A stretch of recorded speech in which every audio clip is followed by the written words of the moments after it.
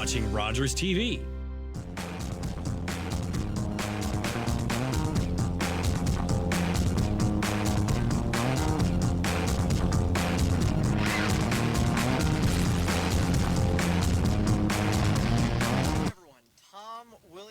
Park finally getting a chance to do some NDBL baseball here on Rogers TV. The Owen Sound Baysox take on the Barrie Angels. Owen Sound currently 15-2 on the season. They've been very, very good so far this season and continued obviously off their championship last year. While Barrie is 7-8 currently, this is the first game of a doubleheader here at Tom Williams Park. Second game slated for a 3:30 start. We'll see if that rings true. As Nate Kramer will be the starting pitcher tonight for the Baysox, while the first hitter of the game for Barrie will be Cameron Nemeth.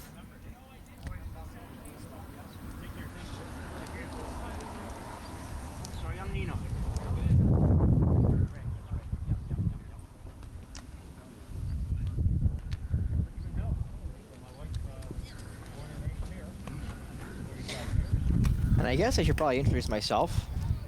Spencer Byers, here taking you tonight at Tom Williams Field. On this rather windy day, rain was supposed to show up. Hopefully it holds off till at least the end of the first game and into the second game. As you see there, Nate Kramer of the Owen Sound Baysox, who has been continuing his dominant starts as he had last season.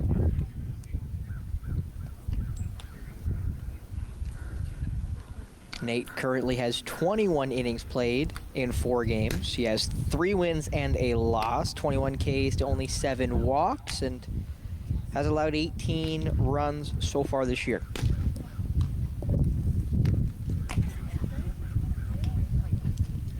As you see there, the standings, Owen Sound 15-2, leading the way, while you see Barrie down there at 7-8-3. Very close, obviously, as you see there, to Creemore and Bolton, and as well as the Midland Mariners. So they're still very much in the thick of things for the playoff hunt, while Owen Sound try to keep themselves above New Lowell for the #1 spot right now in the NDBL.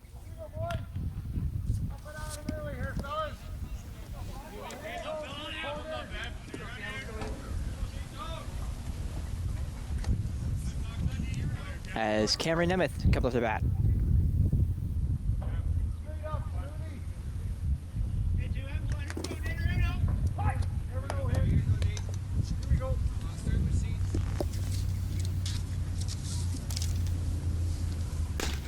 Just up.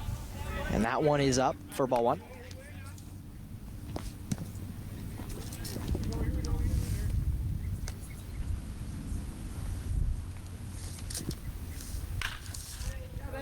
That one is skied to right center field. That might be out of here, and it is.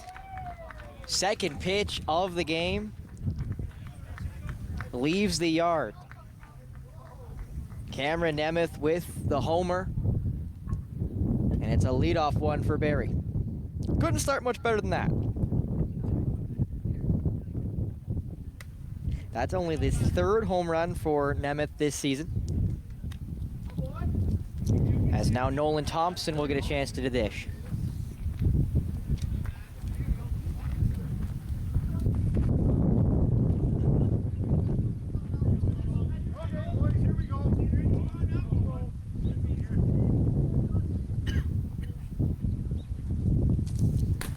And that one is high there for Kramer.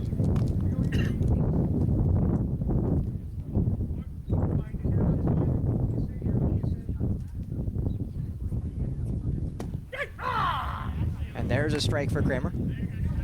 Just got it in.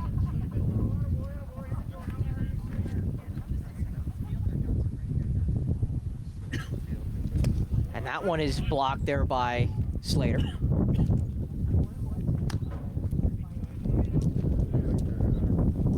That's 1-2 now in the count, or pardon me, 2-1 in the count to Thompson.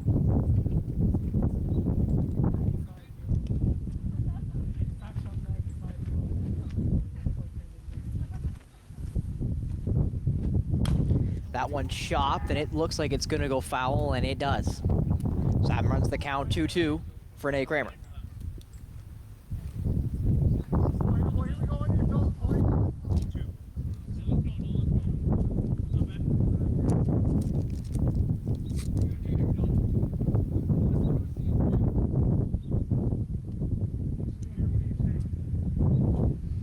Owen Thompson is one of the leading hitters on this Barrie Angels team. That one chopped right by third base, and it will be a single.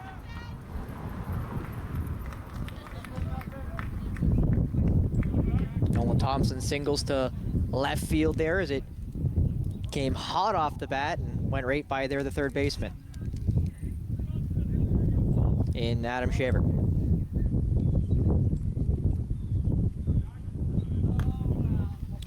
Next up will be Zach Friedman-Lloyd, the first baseman for this Barrie Braves team, or Barrie Angels team, pardon me.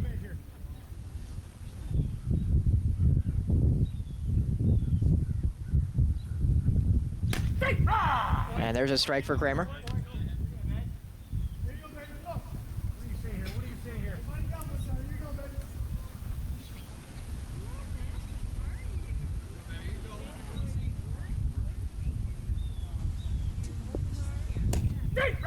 And Kramer gets the second one there. Now 0-2 in favor of the pitcher. Not sure if Friedman-Lloyd liked either of those two strike calls.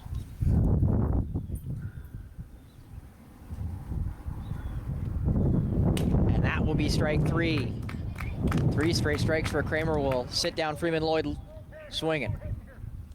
Next up is the DH, Todd Johnson.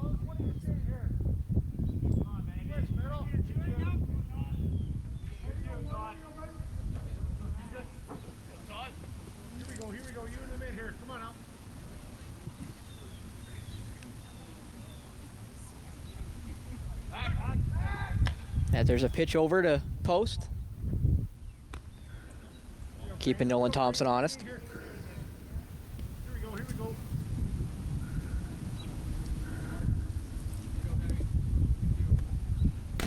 And that's a strike there for Nate Kramer. That's the 4th one in a row. Kramer's really settled in there after that second hit.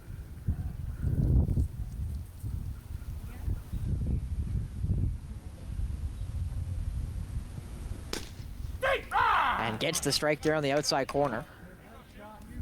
That's 5 consecutive strikes for Kramer. Looking to get a 6th and 2 straight Ks.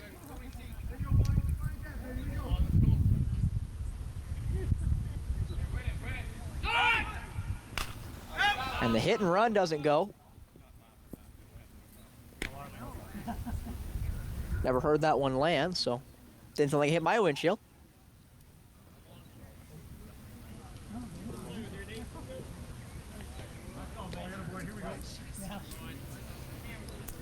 Johnson's really got to protect the plate with 2 strikes. That one popped. Is it going to land to right field? It's tracking, and caught in the end. McNeil with the nab there in right field. Ryan McNeil, one of the most potent bats in this Baysox lineup. So with that fly out, we now got 2 out with just 1 on. As Geraldo Piero comes up to bat.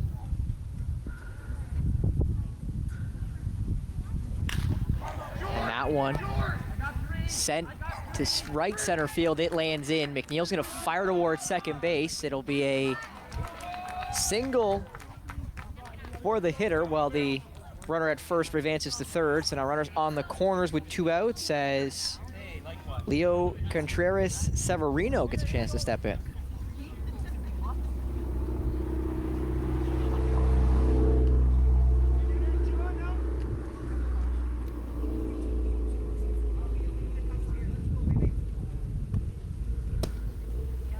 And that's a ball there for Kramer.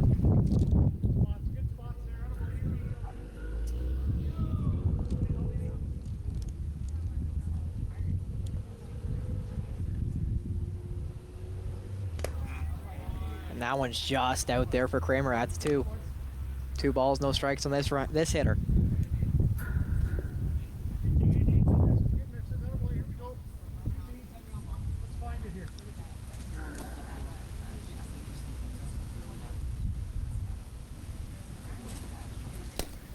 And that's a strike there for Kramer. Contreras-Severino almost went after it, but decided to leave it. Unlucky for him, because if that was a ball, would have been a 3-0 count.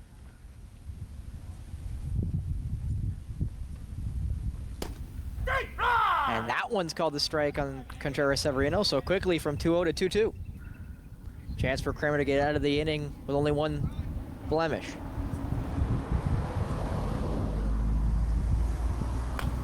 I almost got Contreras-Severino going after the tie one. Full count now. 2 outs, full count. Gotta assume the runner at first is going regardless.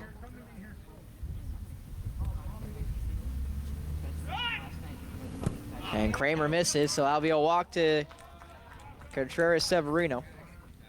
Now Hunter Reed will get a chance to walk up, the catcher for this Barrie's Angel team. Bases are juiced though, so any bag is possible for the Baysox to get out of this inning. Or any ball that touches grass will at least get 1, maybe 2. Hunter Reed hitting .304 on the year in 23 plate appearances. As that one's put right between first and second bag, goes right to McNeil. That will score 1. The second one is coming, and he does beat the throw, and that will advance every other runner. So it turns in from a single to a double, scores 2, and leaves 2 runners on third and second currently. With still 2 outs here, 3-0 now Barrie. 2-up catcher. As the 2-out catcher will come into play, so the catcher will get a chance to go to the dugout and get himself dressed up.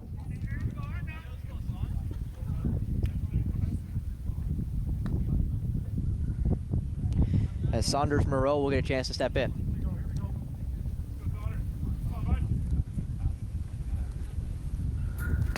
That one inside.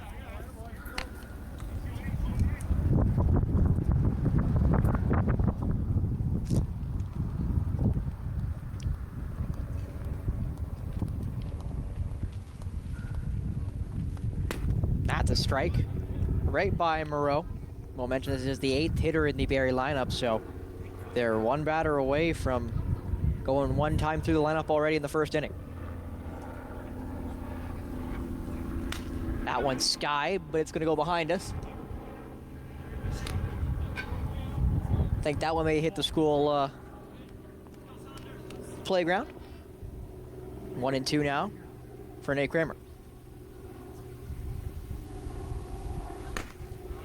And Kramer just couldn't get the spot there, so 2-2.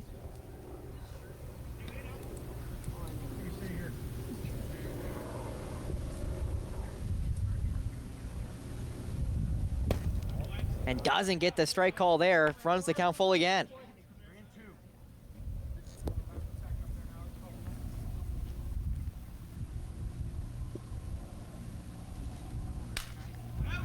And that one sent back again.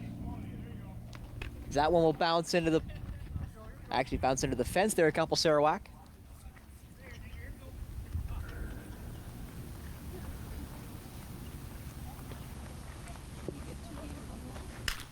And that one sent into the field, goes to right center field. McNeil calls it, and McNeil got it. Out of the inning are the Baysox. 3 runs is the damage. As one of the most potent offenses in the NDBL will need to continue that here tonight if they want to dig themselves out of this early hole to the Barrie Angels. But again, 15-2 on the season for Owen Sound, 141 runs for, 71 against. That is the best run differential in the NDBL. 2nd most runs and 2nd least runs allowed.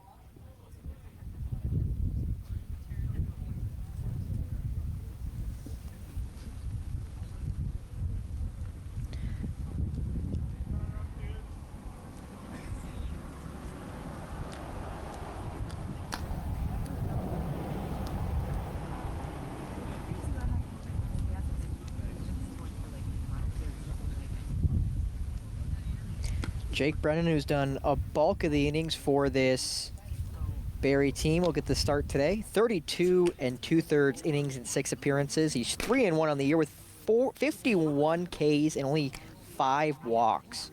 So very accurate is Jake Brennan. And again, they've 3-1 when he's started in 6 games, or at least appeared in 6 games. So he's been, again, very good for this squad, and makes sense that in 1 of 2 games today that he would get the start in at least 1 of them. Same thing with Owen Sound, with Nate Kramer and Trevor Smith being their 1 and 2 dynamic duo, that one or if not both of them are going to play today. Even though Ryan Bartley's played a ton of games, he has 5 appearances, he has the most innings played at, I believe, around 21 innings pitched already this season for Bartley. So it'll be interesting to see who the Game 2 starter is, if it's Trevor Smith or Ryan Bartley, or who ends up relieving Nate Kramer here today, with, again, the second game still in mind. But Jake Brennan will take the mound for Barrie. Leading off for Owen Sound will be McNeil, the right fielder. Then Kurt Gibson hitting second, Adam Shaver hitting 3, and if we somehow make it that far, Brian Post hitting cleanup.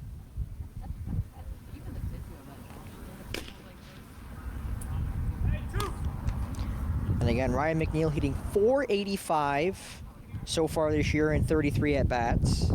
Adam Shaver is hitting 3, is hitting .514 in 35 at-bats. Then Kurt Gibson, who's hitting in the 2 holes, hitting .276 in 29 plate appearances. But in fairness to Kirk, he's had some slow starts the last 2 years and has really heated up as the season has gone on, and this year has been no different. After leading the league in average and on base percentage 2 years ago in his debut season with the Baysox, as Ryan McNeil will step into the dish.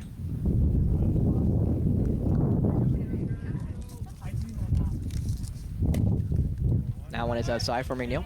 Very good command of the strike zone does Ryan McNeil have.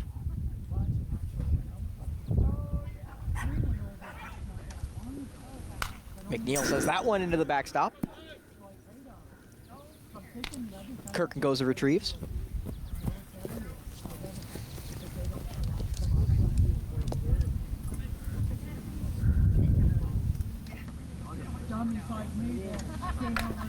Ooh, and that one caught McNeil up high.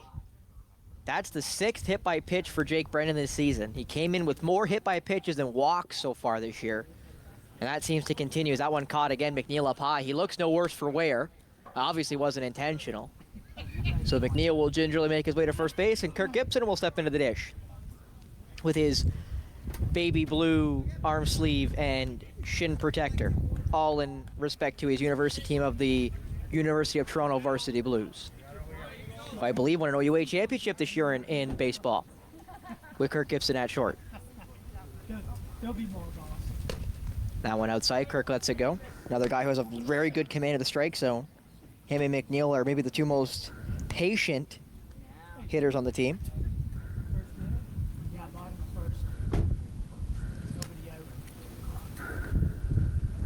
And Gibson went after that one, almost a half swing, as that one was up near his numbers. Runs the count 1-1.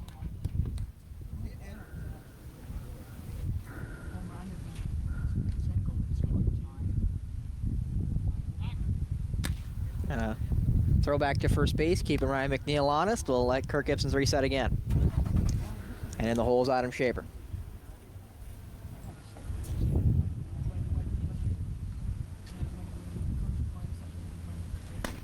Gibson let that one go right around the same spot that he swung at, so obviously didn't like the time he swung last. And again, with the karate chop swing, if you will, obviously Gibson was definitely not going to swing at the second time. 2-1 now. That one also around the numbers, lets it go. That's 3-1. Chance for Gibson to get on base without having to swing much.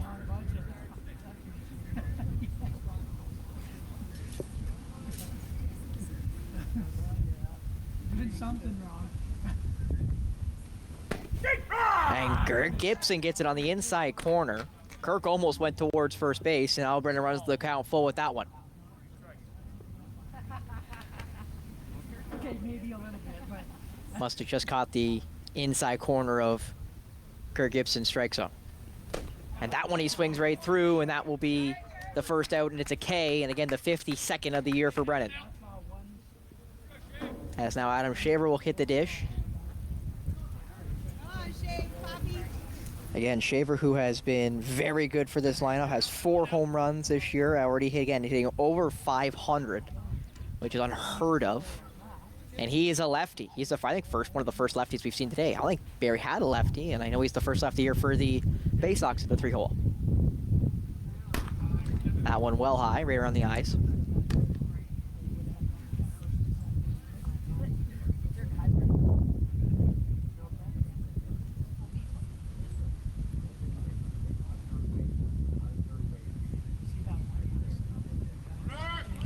That one high. McNeil, I think, tried to go for the hit and run. That ball skied into center field, so McNeil will get the easy bag in the end, stay there, so it's a easy steal in the end for Ryan McNeil.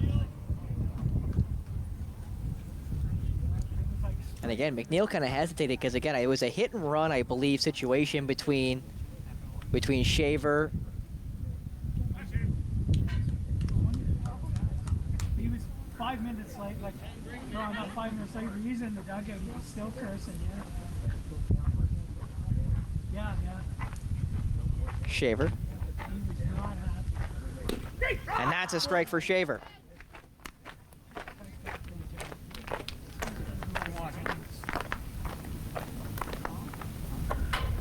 Which is okay.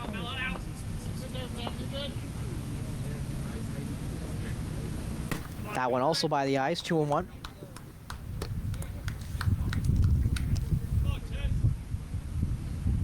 On deck is Brian Post. In the hole is Paul Van Cedar.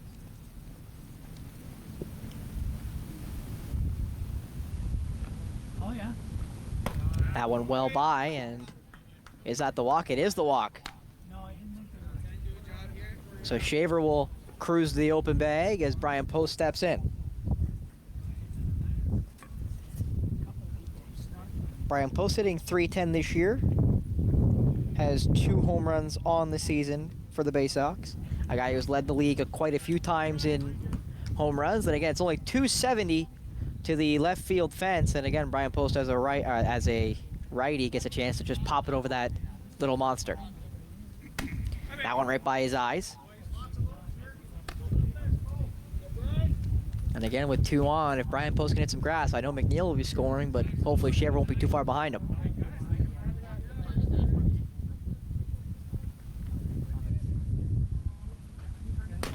That one also by the numbers there of Post.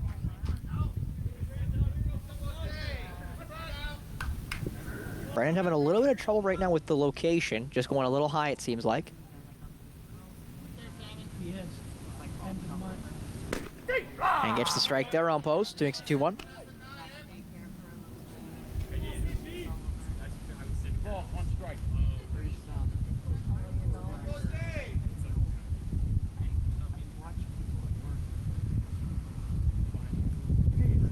That one swung right through by Post, makes it 2-2. Paul Van Cedar on deck, or pardon you, Van Wyck on deck with Van Cedar in the hole. Yeah, Nick Van Wyck on deck. One guy has a home run. Post let that one go, just a little high there for Brennan, makes the count run full. Count 3 balls, 2 strikes. Chance for Post to walk, which would load the bases with only 1 out. And Van Wyck up next with Van Cedar just behind him.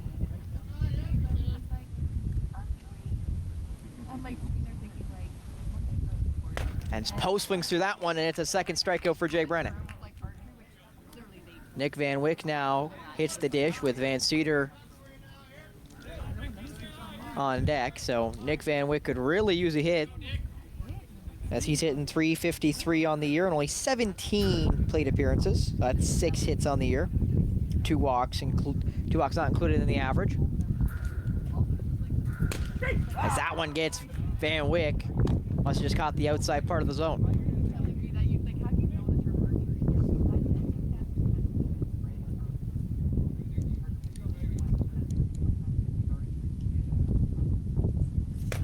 That one high for Van Wyck.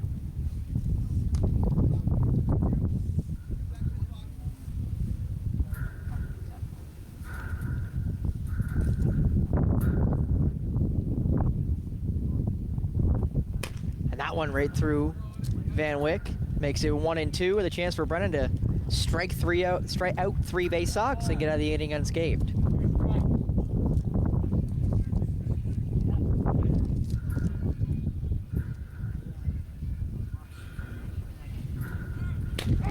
And that's a strike on Van Wyck. Thought about swinging at it. It looked like there is, that will be the inning. 3 strikeouts for Jake Brennan, who, when he got dealing against batters, he got it going, but obviously with the first at bat hit by pitch and then the walk to Shaver, almost walking all of Gibson, Van Wyck. All Van Wyck was one ball, pardon me. The post also up there. Leading off now for Barrie will be Brandon Tippin, the 9-hitter, and then we'll be back at the top of the order with Nemeth and Thompson on deck and in the hole. As Nate Kramer's hoping to have settled here a little bit and going into this second inning, and again, he's been a very good pitcher all year long, just as he was last year for the Baysox on this very potent team, and you have to expect that Nate Kramer's going to settle in. It's a matter of when, not if.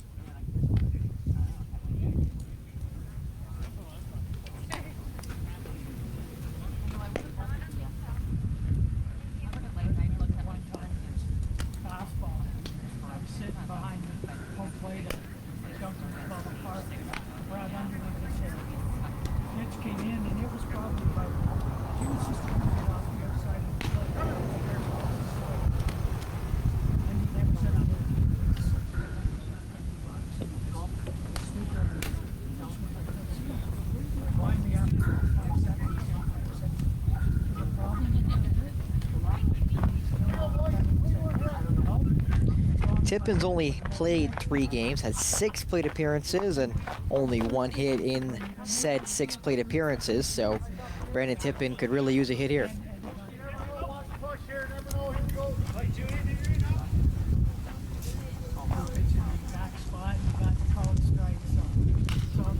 That one's skied. Slater thought about running after it, but it's like, let's go for some cars. Missed everybody's at least, so no one's got to call their insurance company. At least yet. As long as it's not me, we're happy.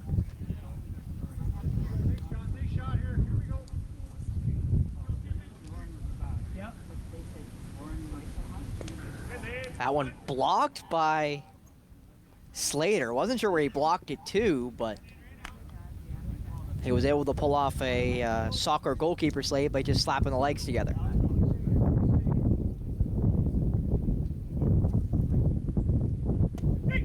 Gets the strike there. Tippin must have thought that one was low, as his reaction was definitely not impressed. 1-2 now the count.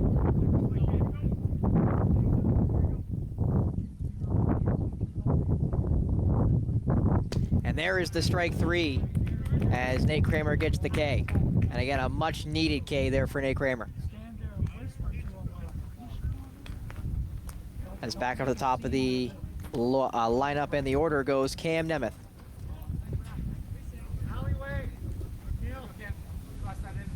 He homered on the second pitch he saw of the day, putting Barrie up by 1.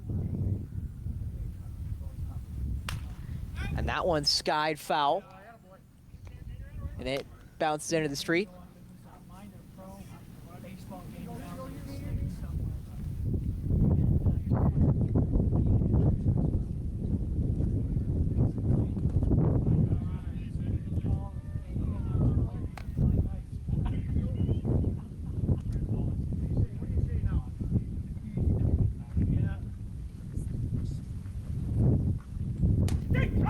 Gets the strike there on Nemeth. That's 1-2, I believe. It is 1-2. Kramer feeling a lot more settled in here in the second inning, it looks like.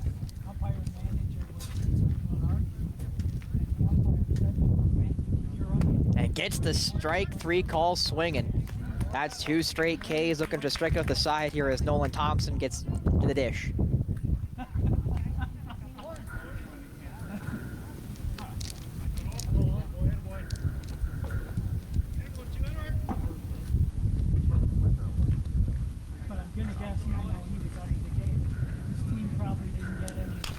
That one really reached out for that one as it goes foul down the left field line.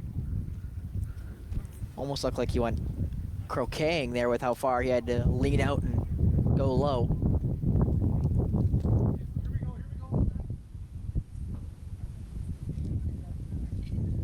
That one well high there for Kramer. 1-1. Oh,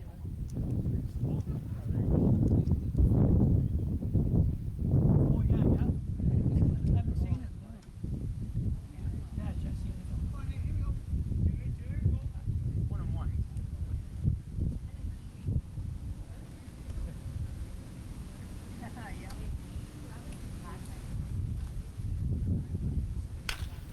That one shot right set left center field, and it's settled under and caught.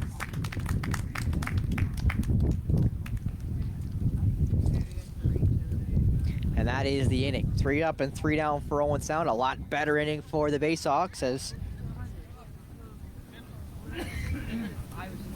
they look to get out of the bottom of the second with a chance to maybe add some runs now.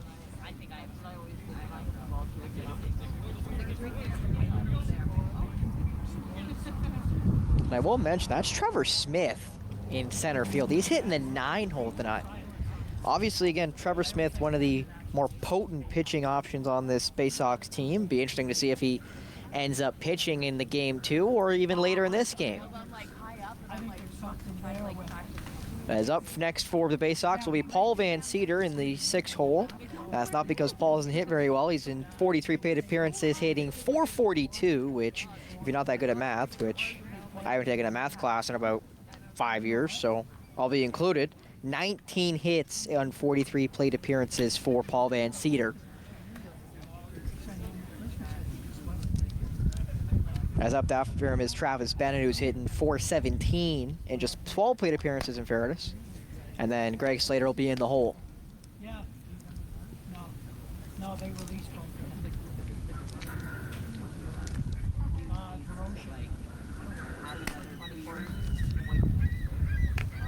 I'll make sure I mention Travis Bennett is the DH tonight for the Baysox in the 7-hole. had to release him because you're only allowed, unless they're first round innings. You know, well, this year it's 3.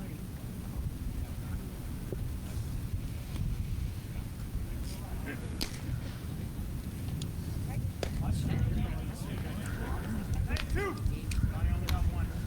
Well, he looks pretty good. He's got a wicked. Last one up there for Brennan as we get ready here for the bottom of the second.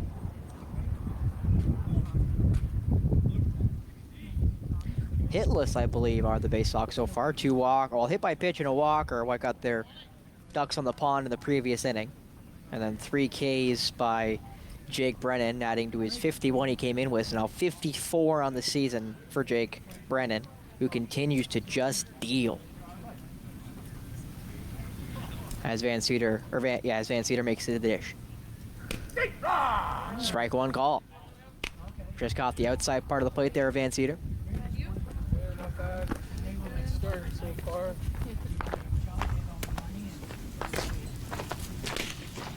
Gets the strike 2 call there on Van Cedar, so Jake Brennan quickly up 0-2. And Van Cedar asking if it was a little high, I think.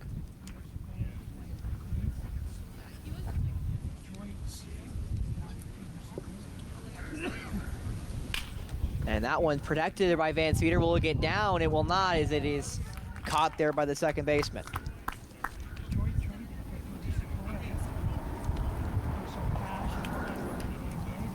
As Yolero makes the save, or makes the catch there.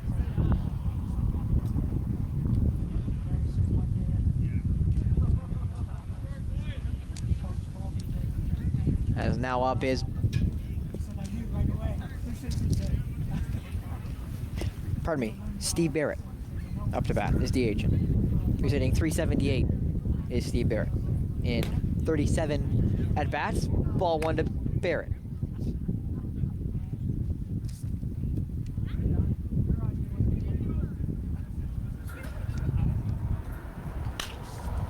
That one shot and it goes foul. That one went right down the street, it looks like. That's a 1-1 now. As the wind is picking up a little bit.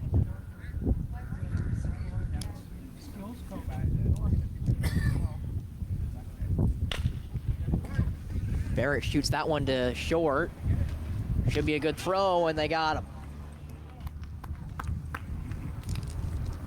Nolan Thompson there with the throw at short, and that's 2 outs now for Barrie.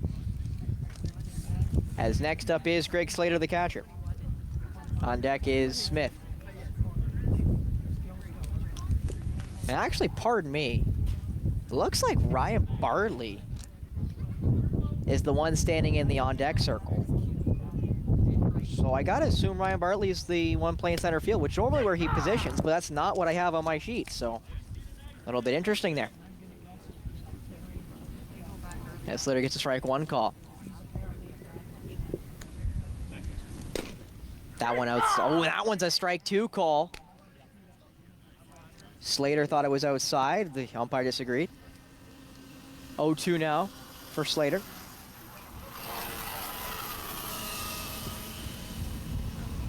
Brett had a chance to get his first K of the inning, and he got it.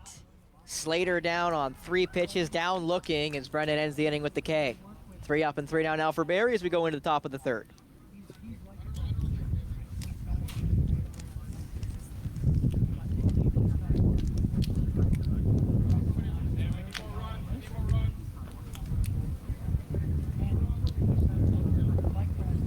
As Nate Kramer will make his way back out to the bump.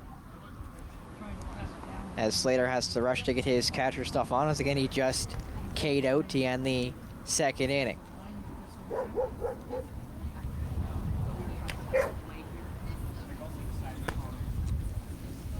I believe Zach Freeman-Lloyd will be the leadoff hitter in this inning for the Angels. And it looks like I am correct, with Todd Johnson on deck while Yolero is in the hole.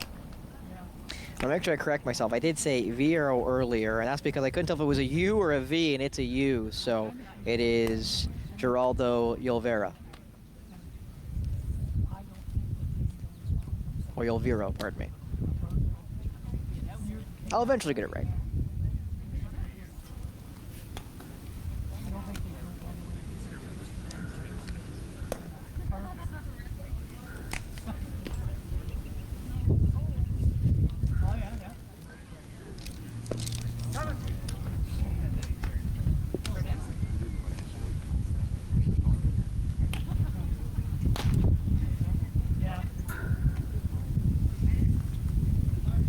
As now in will come Freeman-Lloyd, the first baseman.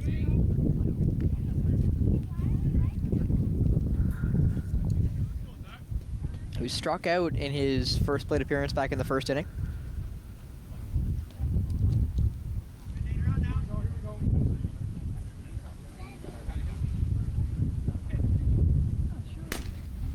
Swung right through that one.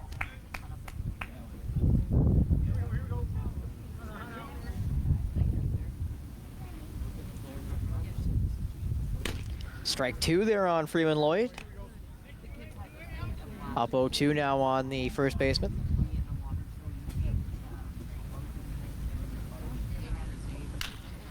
That one shot to right field. McNeil settles under it. And McNeil gets the out. A lot of action been sent to right center field, and Ryan McNeil has been pretty well for all of it. Todd Johnson now to step in for the Barrie Angels.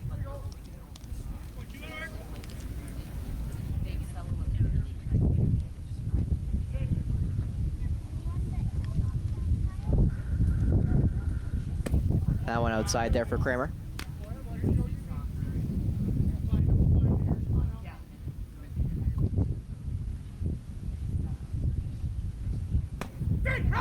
Gets the strike 2, or gets strike 1 call there. 1-1.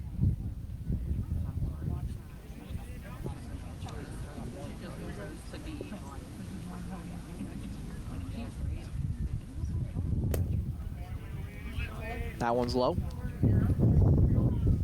2-1.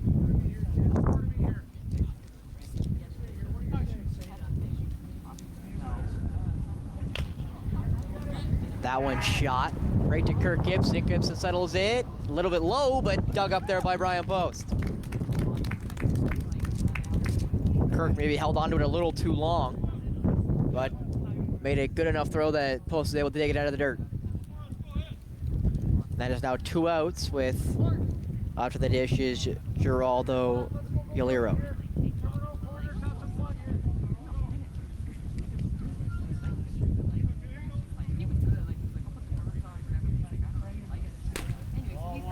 That's a ball for Kramer.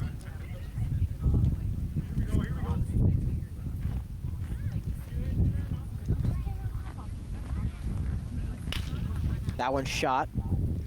Foul down the left field line.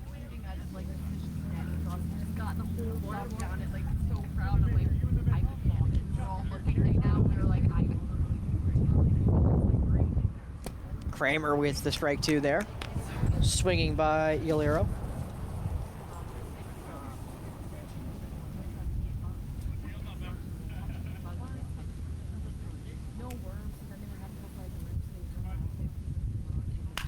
That one shot to left field, but it shot directly at the left fielder, and Van Wyck was able to just settle under it.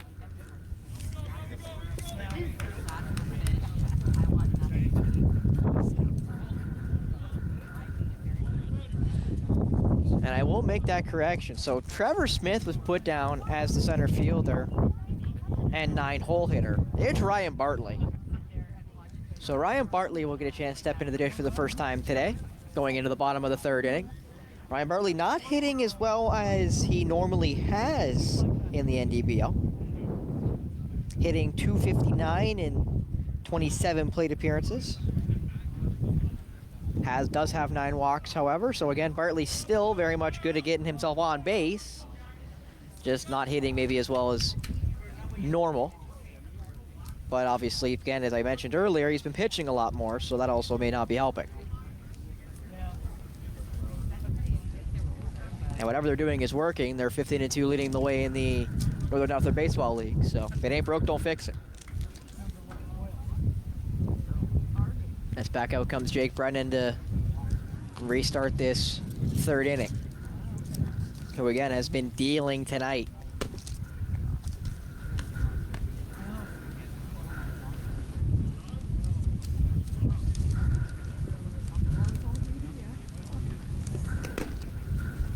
So it will be Ryan Bartley, Ryan McNeil, and Kirk Gibson for sure hitting in this inning. McNeil on deck as the leadoff hitter to go finally through the lineup once for Owen Sound, and then Kirk Gibson will be in the hole when Ryan Bartley gets a chance to dig in for the first time.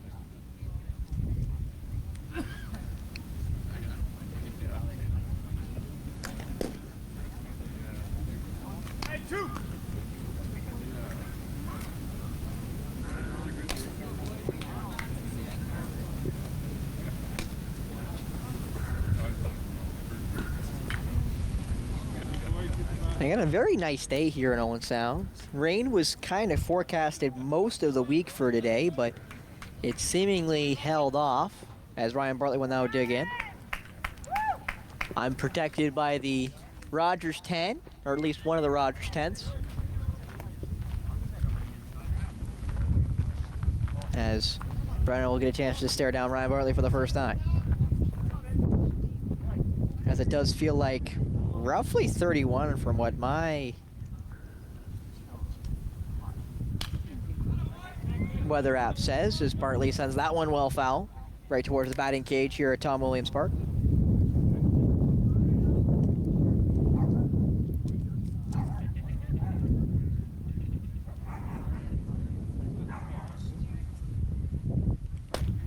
Bartley gets the strike 1 call there. Pardon me, strike 2 call off the foul ball. That's 0-2.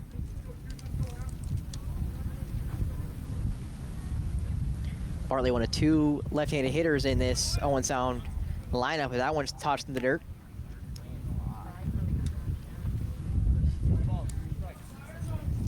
Bartley almost went cricketing after that one.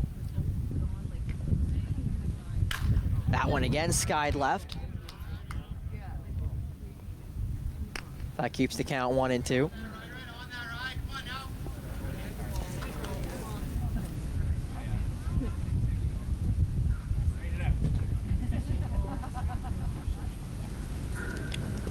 That one hits the dirt. Now runs the count 2-2.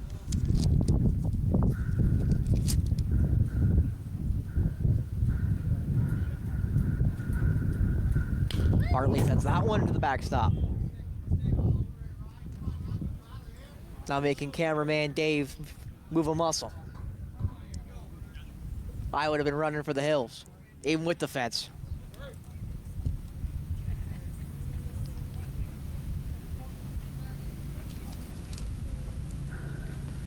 That one shot right center field. It looks like more like center field as he settles under it and nabs it. Easy play in the end for Nemeth. As now McNeil will get a chance to dig back in. Hit by pitch on, I believe, the second pitch of the game.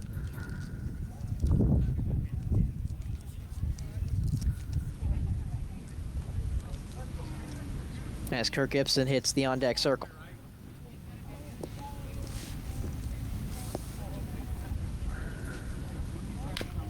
That one foul back.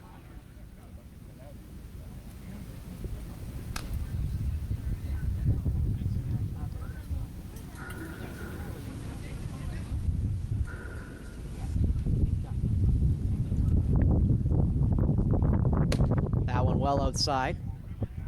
Runs the count 1-1.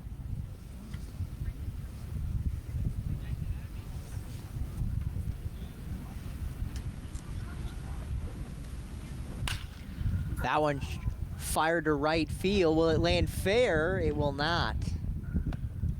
That makes it 1-2.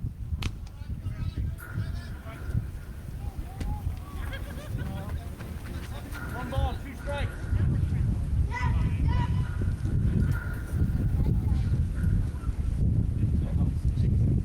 Brennan looking for, I believe it will be his 4th or 5th K of the day. That one fired now down the left side. Nice, that one foul behind himself, one left and one right, so I think the only place he hasn't hit it is forward. Plays straight forward.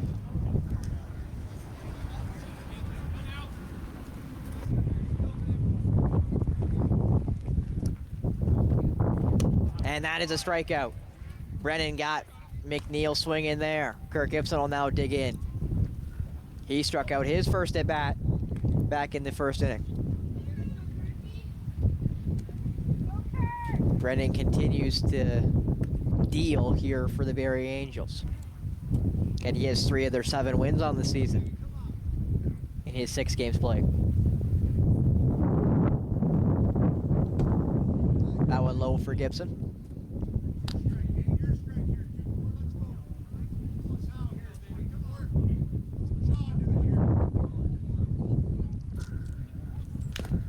That one on the inside, foul back by Gibson.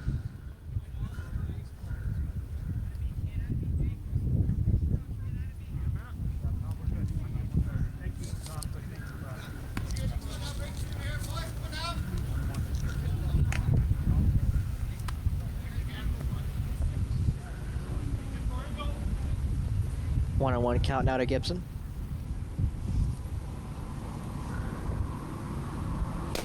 Gibson swings through that one. 1-2 now.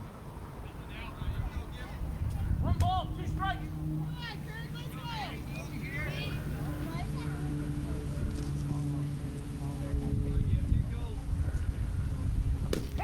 And Gibson gets it on the outside, and Gibson are happy.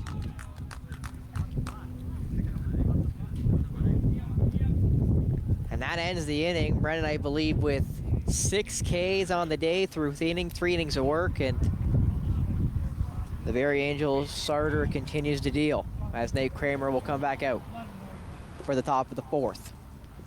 And again, since the first inning, Nate Kramer's done very well at limiting the damage.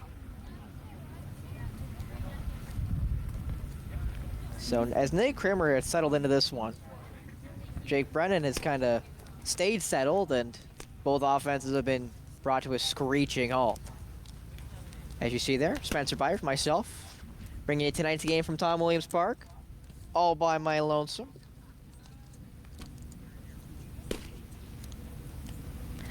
Guess I can also mention it since he's posted it all over social media. The great Mark Perry, our producer, This will be his second last broadcast as the executive producer at Rogers TV, Grey County. Last one will be the 27th of July, next Sunday, when we do the Battle of the Bay, I believe youth 11 and 13 provincials. JC Coots and myself will get a chance to go to Duncan McCullen Park and do those games. I'll be moving back over to the color chair while JC takes back over the play-by-play chair, I have to assume.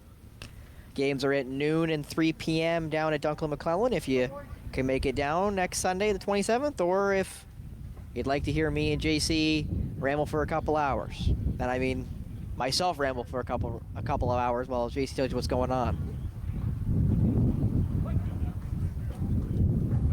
As back in comes Contreras Severino. That one's low. With the second baseman.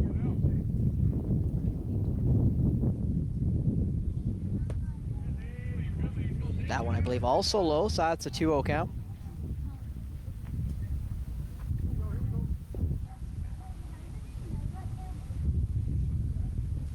Kramer gets Contreras Severino swinging there.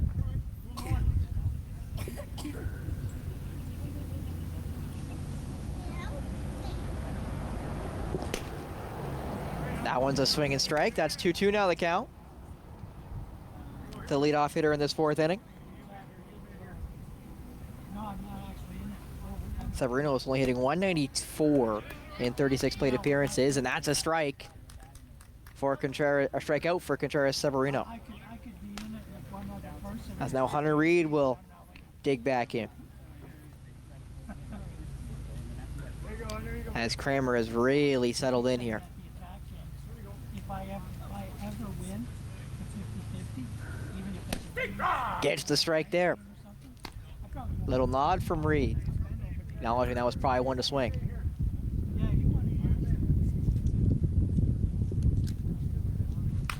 That one inside the hands. That one skied just over me. Not sure if the tent will protect me, but right now I'm hoping.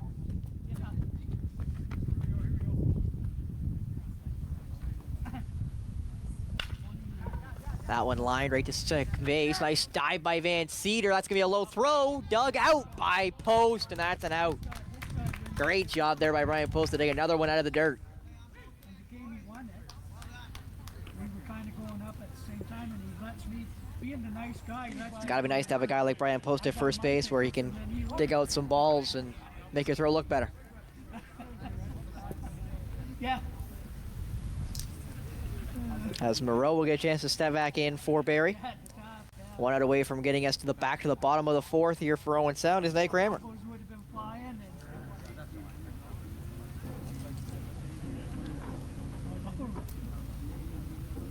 I think they do a check now. Gets the strike there for Kramer.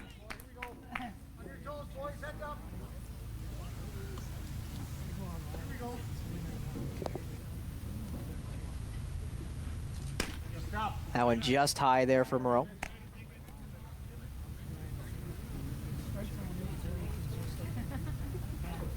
Both ways, so you can't complain, right? That one skied again, just over me. Oh, yeah. 1 and 2.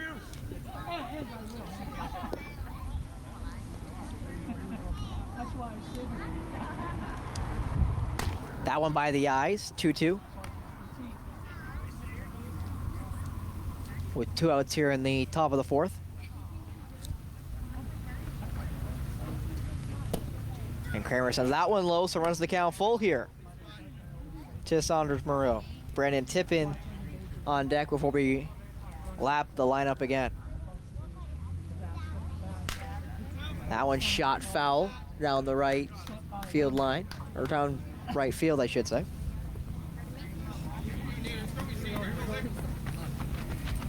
Still 3-2.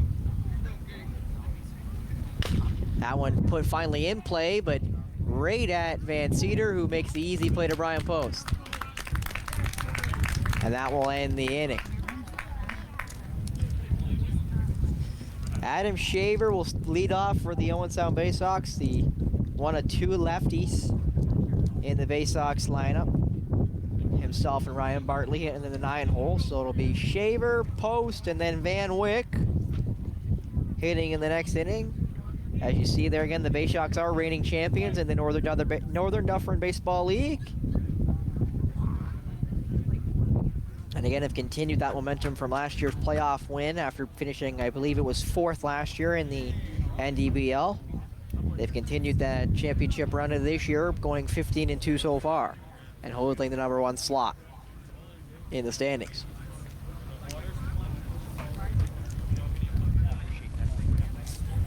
And as Jake Brennan will go back out for the game, and at this point, I have to assume that Jake Brennan won't be taken out unless Owen can really start doing some damage and holding them in an inning for 10, 15, 20 minutes.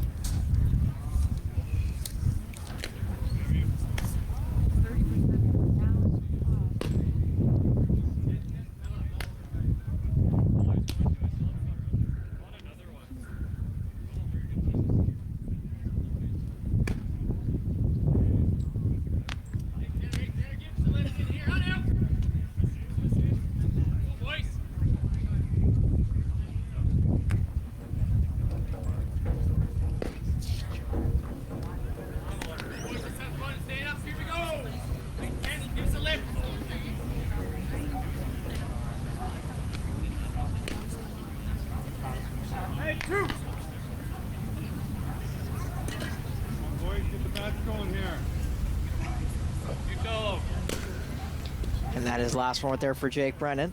As Adam Shaver will get a chance just to walk himself back to the left side of the plate.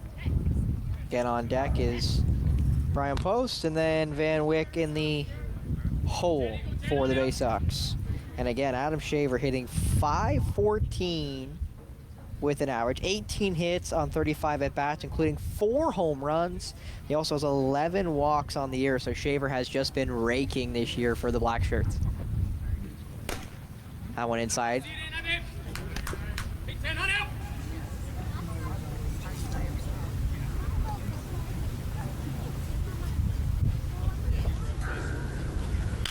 Shaver shoots that one back and over the backstop.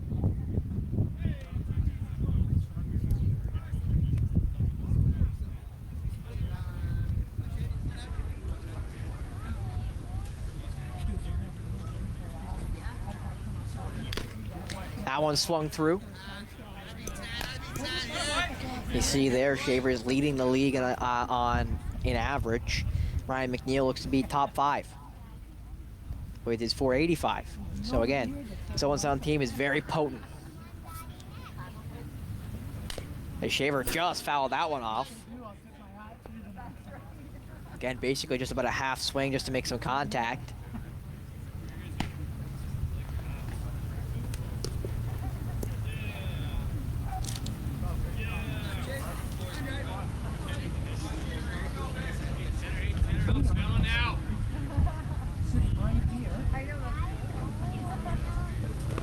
That one bounces into the dirt. Good block there by the catcher, Hunter Reed. Big guy too, playing catch. And that is now 2-2 for the leadoff hitter in the bottom of the 4th. That one shot foul again.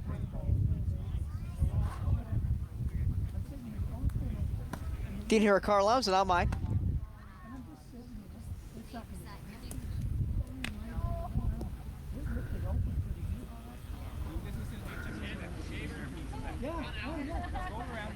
I think the Rogers van is safe. It's directly behind me, so we take a pretty heat-seeking missile to nail it. As Shaver sends that one right by the second baseman. That'll be a single for Adam Shaver at least, as it was fielded there by the right fielder. That one got put right past Leo Contreras-Severino and got put right at Moreau.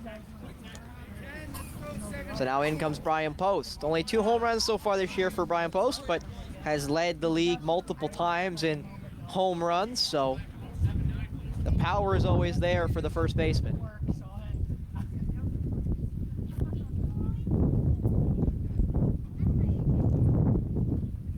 That one low on Post.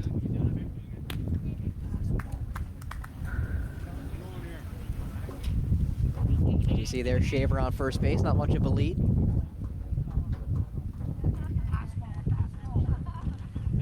Post. Ooh, that one hit it right off the inside of the bat, so it's just fly to the shortstop. So that'll be an infield fly out for Brian Post.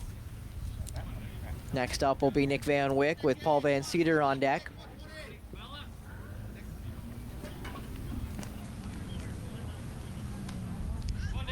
And again, Nick Van Wyck hitting pretty well in only 17 at-bats. He's got 6 hits. That's a 353. Struck out, I believe, in his first plate appearance tonight. And that's a strike on Van Wyck. Definitely looked like one from here.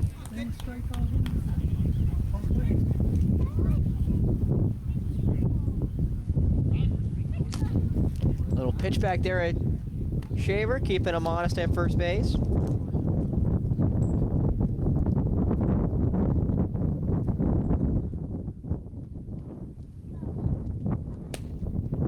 That's a strike on Van Wyck. Just got the outside corner, it looks like, as the wind has really picked up now.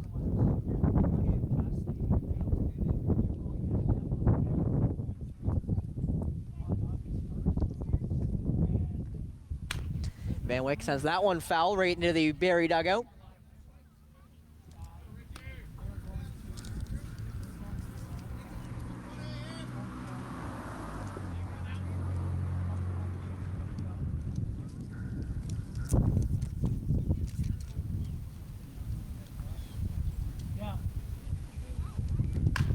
Van Wyck shoots that one right at Contreras-Severino, who makes the catch, and that's now 2 outs.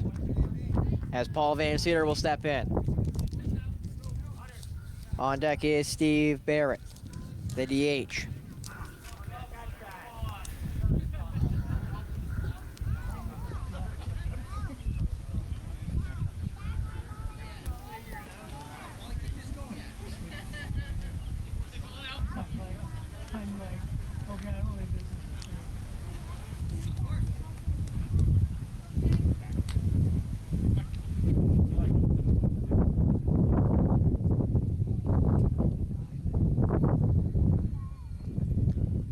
Van Cedar swings right through the first pitch.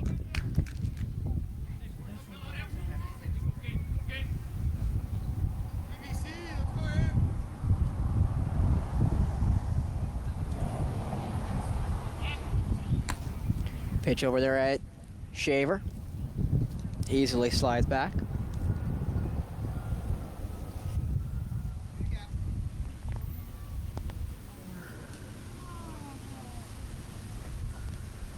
That one on the inside there. Did it hit? Umpire asked Van Cedar, and Honest says it didn't hit him.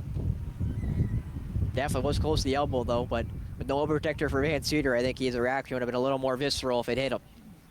That would have hurt.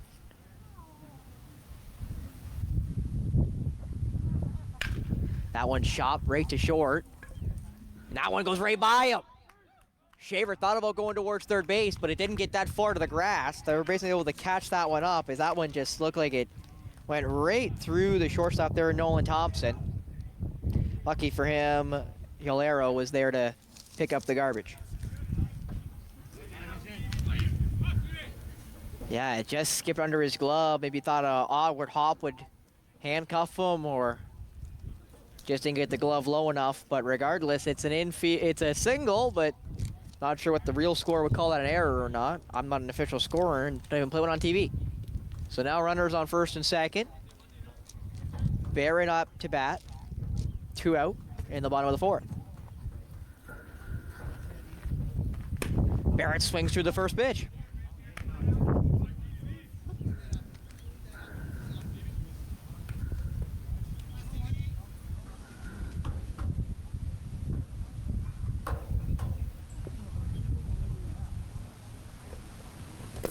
That one low.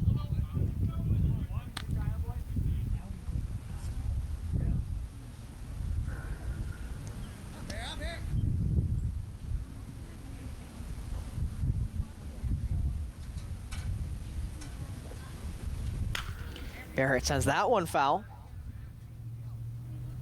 pulled it left. 1-2 now the count, I believe. With 2 outs here in the bottom of the 4th.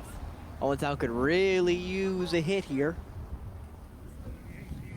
for Barrie to get their first runs of the game against Jake Brennan. Ooh, and they got Shaver Kutch there, and he'll go down, and that will be the inning. Shaver tried to jump under him there, and he was able to get nabbed there by Yolero as that ends the inning. Unlucky there for Adam Shaver, who was trying to run with 2 strikes with 2 outs, but got caught with his hand in the cookie jar, if you will.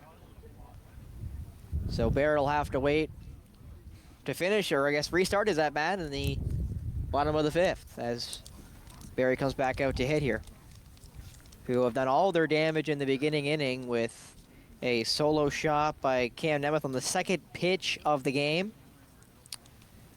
And then hit it, 8 of their 9 hitters hitting in that first inning, scoring the other 2.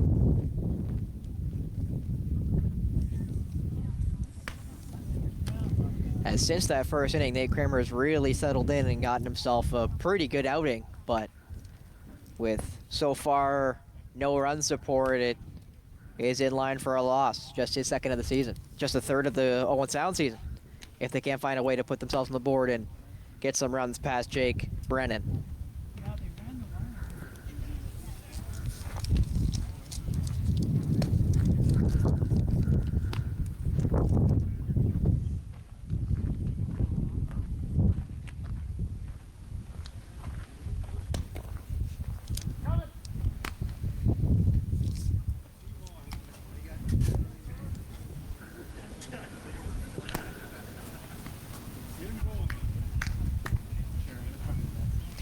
As now the 9-hole hitter, Brendan Tippin will get a chance to step in.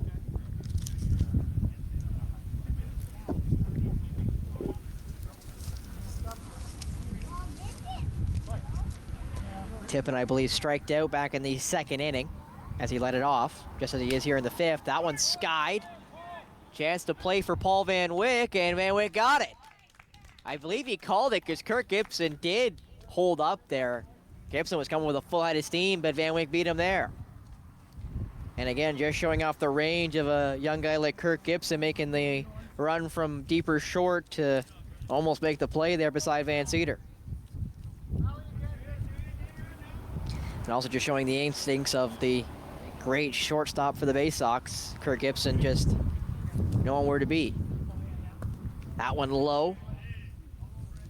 Cam Nemeth, leadoff hitter, not going after it. Homered in his first at-bat on the 2nd pitch. Struck out in his 2nd at-bat. And no, I haven't written any of this down, so do pardon me if I mess some of this up. I should have wrote it down, but I was too late, and that's a strike. 1-1 now in the top of the 5th. So doing it the old-fashioned way, off the dome.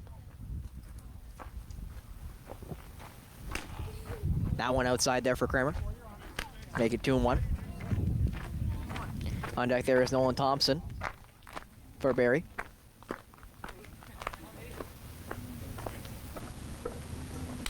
That one fouled back by Nemeth. So that will make it a 2-2 count here in the top of the 5th.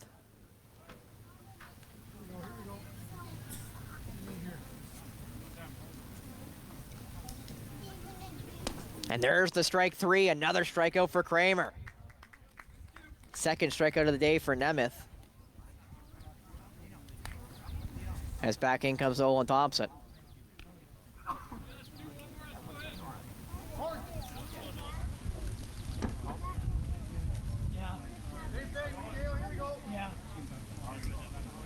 Yeah, they were hitting him crazy. That one shot right at Gibson, and he makes the catch look easy, and that will end the 5th inning. Kramer has been spectacular since that first inning, and he'll send his team now back to the bottom of the 5th with no more damage done. Still 3-0 in favor of the Barrie Angels. Off an RBI single that turned into a double off of the throw from home from McNeil, and then the solo shot to begin the game on just the second pitch of the day to Cam Nemeth. Starting off will be Steve Barrett, the DH for the Baysox. As again, his at-bat was not finished when Shaver got technically thrown out at third base, but caught in pickle in the end. On deck will be Greg Slater, and I finally get a chance to tell one of my two stories. I had two different things I want to talk about throughout this game, but Slater went down on 3 pitches, so I can get a chance to mention it, and I guess I can just gush about Kirk Gibson whenever I want, because I have to. It's just my obligation when he comes over to us. Every single time the Rogers crew is here, Kirk Gibson comes over, fist bumps all of us, asks us how we're doing, says we're happy to have you guys here, and just one of the nicest, I'll say kids, even though he's probably my age or a little bit older than me, but I love Kirk Gibson. Such a nice guy. And again, goes out of his way to come see us, out of his way to come talk to us, me in particular, but the Rogers crew included. And it's just much appreciated, Kirk. And man, I wish we could do more games so I could get a chance to see you more often. And this very, very good Baysox team, might I add, because they deserve to be on Rogers TV more. Again, 15-2, been a great season for them so far. Reigning champs in the Northern Dufferin Baseball League.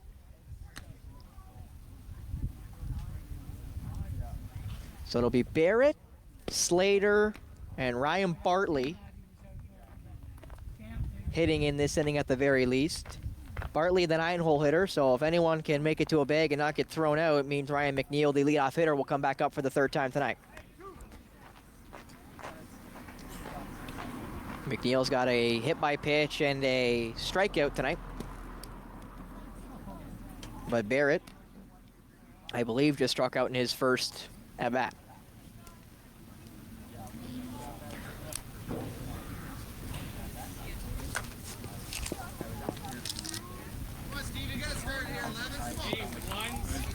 And again, there was a second game today. This is the first of a doubleheader.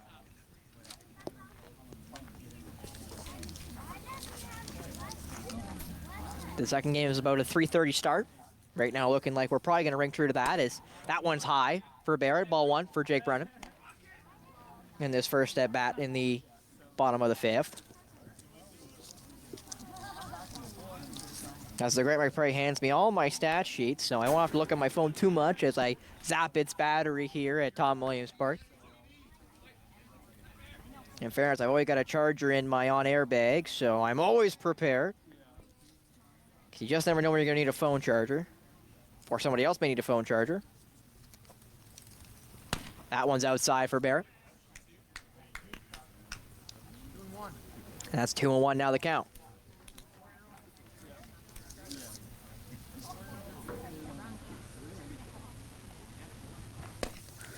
And that's a strike to Barrett. That makes it 2-2. Thought about waving at it, and he nods, so obviously knows he probably should have taken a hack at it. Well, mentioned Owen Sound's also already clinched their playoff spot, one of 4 teams to do so. And that's a strike 3 against Steve Barrett. And Barrett's going to ask, I think. And that is Lyle, Ivy, New Lowell, and Owen Sound clinching their playoff spots, while Caledon and Mansfield have already been eliminated from playoff contention here in the NDBL. Next at the bat is Greg Slater, and now I get a chance to talk about my story with Greg Slater. His dad and I go to the same gym. I go to Owen Sound Fitness and Trading just by Kiwanis Soccer Complex, and Mr. Slater stopped me and asked me if I was Spencer, and I said yes. I am, in fact, Spencer. So shout out to you, Mr. Slater. I hope you're watching at home. If you're not here today at Tom Williams Park on this pretty nice day so far. The wind's picking up, but still pretty sunny, pretty warm. Would have sweated through my suit if I happened to be wearing it the full thing, as Slater swings through that one. That makes you look like you're sure of yourself, even if you're not.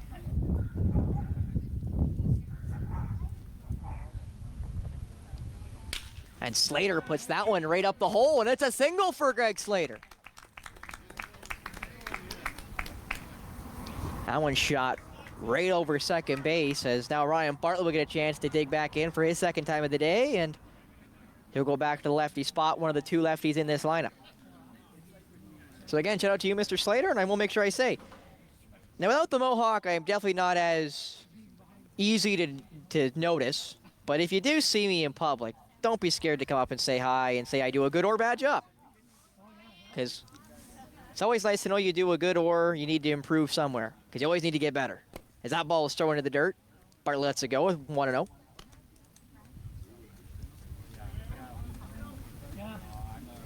And of course, with doing Sports Drop as well here on Rogers TV, and then my chances on TV with the Attack, I'm on Rogers a lot somehow. As Bartley fouls that one, I think it hit him as he fouled that one forward. I bet you the sad part is, though, where that died between catcher, third base, and the pitcher. Bartley would be able to beat that one out if he didn't kunk him.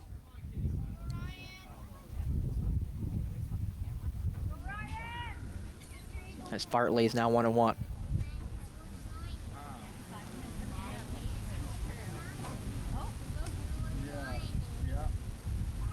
And Bartley shoots that one to first base. It goes right through the first baseman. Bartley beats it out because, again, he's quick. And that's an infield single. That one fired right at Zach Freeman-Lloyd, and it went right through him. Ate him up, and it skied. And again, you can't fault him. That was a hard hit ball right at him. So Bartley single. Moves Slater to second. McNeil now at the dish. So a chance for Ryan McNeil to knack his first hit and see if he can get Owen Sound on the board for the first time today.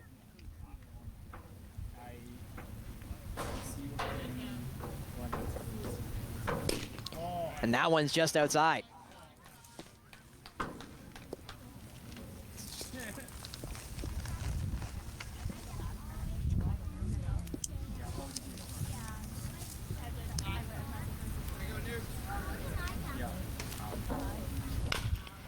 And McNeil chops that one right to short. That's at least one. McNeil will beat it out, so it'll be a fielder's choice to make it 2 outs here in the bottom of the fifth, but runners on the corners now for Kirk Gibson. Who I again will mention, Kirk Gibson, hitting, I believe, .285 this year for the Baysox, and including that, he led the league in average and on-base percentage 2 years ago, and is a very potent bat in this lineup. Actually, pardon me, .276 on the year.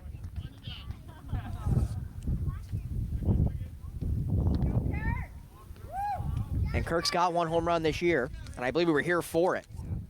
Or at least we were here for it last year, his first one of the year. As again, this is our first game of the year, so do pardon me. Thrown back there at McNeil, keeping him honest with that bag open at second. And again, this only is our first game because one of these 2 games was supposed to be our first, and it got rained out, and then we were supposed to come again.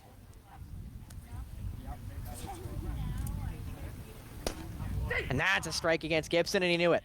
And the great Mark Perry did remind me, we were here one time with the truck, which is true. We were here for a night game, and I believe that was the night Kirk Gibson hit the home run, and Owen Sound really went away from, I believe it was Mansfield. It was me and JC here. As Gibson shoots that one to second, and that will be the inning. 2 runners stranded there for Owen Sound, who have found it hard to come by runs against Jake Brennan, but I'll go to the top of the 6th. Still 3-0. But with the way Nate Kramer's been pitching, hopefully they can make it to the bottom of the 6th still unscathed and have Adam Shaver lead off.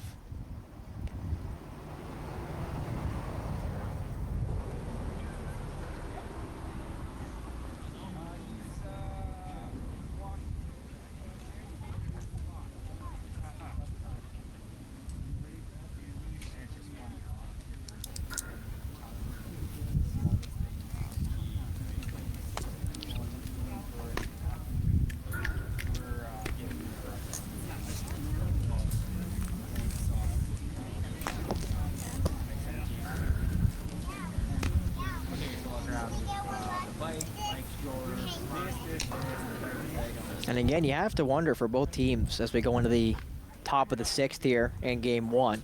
With Game 2 in roughly an hour or so, you got to wonder how much substitutions we made maybe in the latter half of this game and going into the next one between the 2 lineups.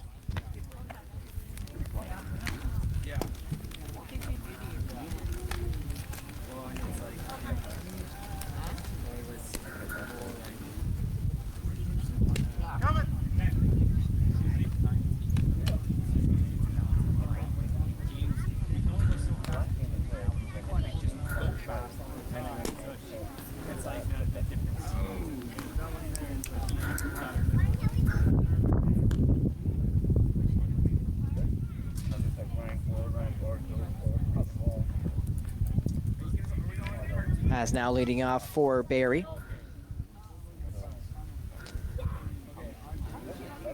Will be their first baseman, Zach Friedman-Lloyd.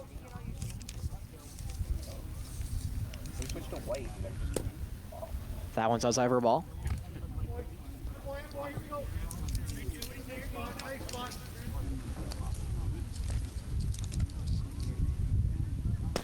That's a strike there to Friedman-Lloyd. Thought about swinging at it, but held up. Umpire gives it to Kramer anyway. That one popped up and it will go over us. Now we're definitely into the Keppel-Sarawak playground. All the way to Georgian Bluffs. And that one's just inside.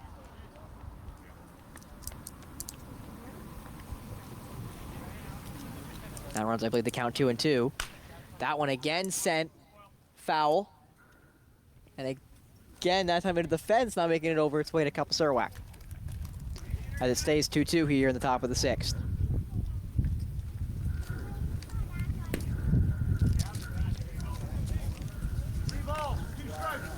And that ball makes the count run full.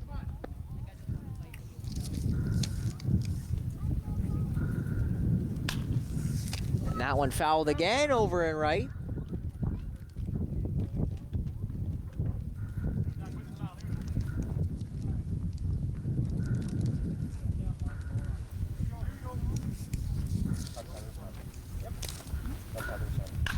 As Friedman-Lloyd finally puts one straight, it goes right at McNeil, and McNeil will make the catch. Next up will come Todd Johnson. Johnston, the DH. We'll get a chance to dig back in.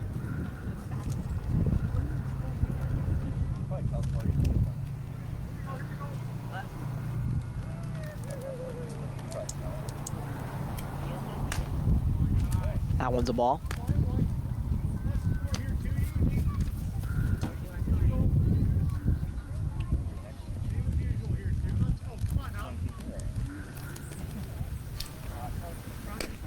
That one just outside makes it 2-0.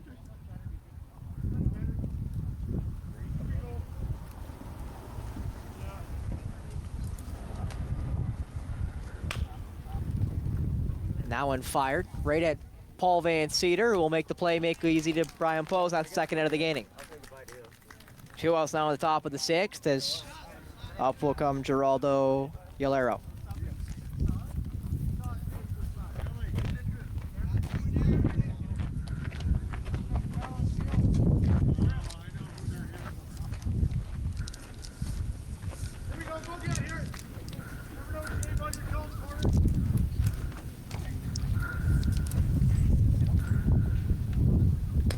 And that's a strike there to Yolero.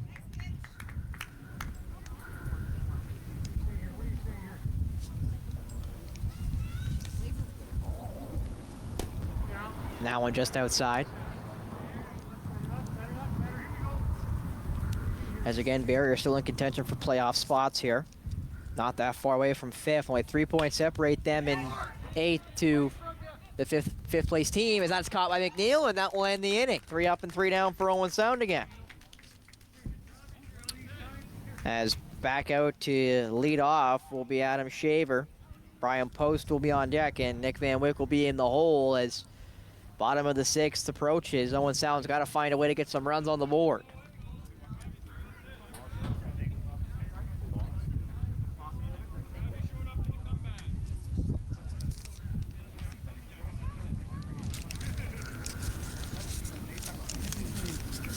And I just got the update from the Barrie manager that Brandon Tippin, playing in left field, has been taken out.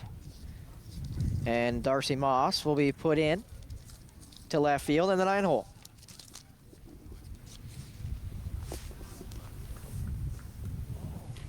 And again, I mentioned it just a half inning ago.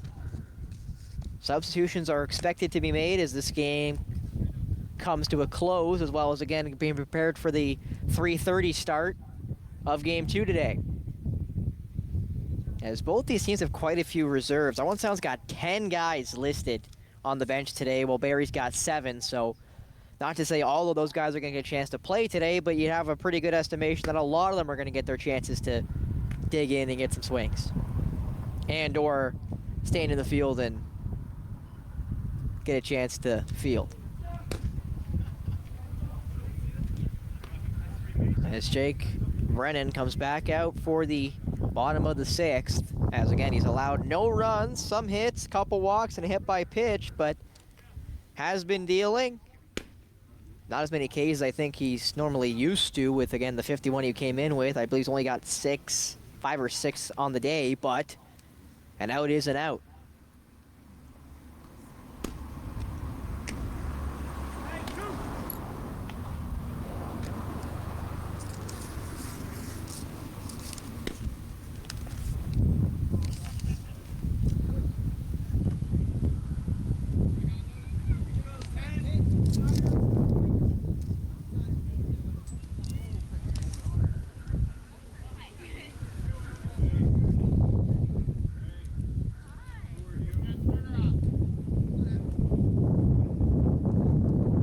Shaver will dig back in.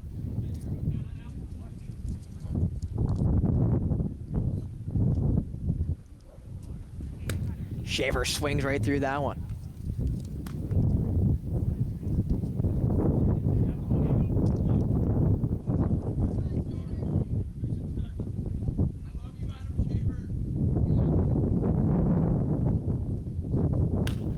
Shaver skies that one. It'll be an infield fly. Who's going to field this? It looks like the first baseman, will Freeman, will make the nab there for Freeman Lloyd and gets the first out of the inning. As now a chance to dig in for Brian Post with Nick Van Wyck on deck.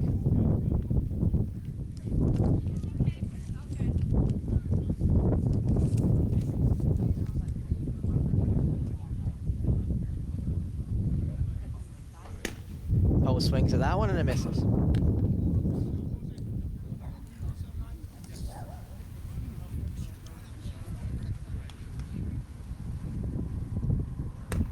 Post swings through that one, 0-2. Liked both the first offerings.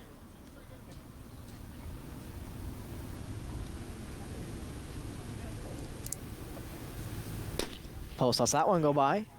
1-2 now. 2 strikes.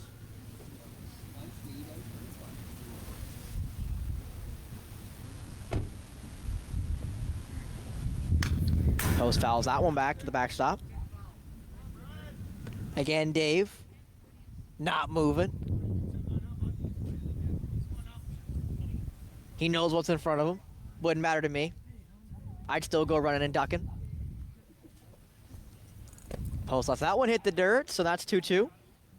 Post really battling back in this at-bat.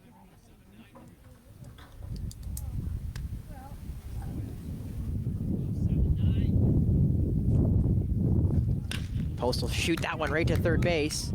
Should be a pretty easy play, and it is in the end. A good play there by Yolero.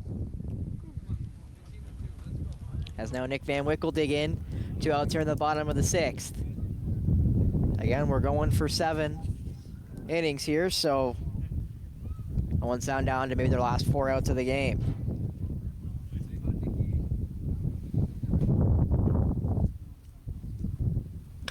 Van Wyck shoots that one right to second base. Good collection, and that one makes it out.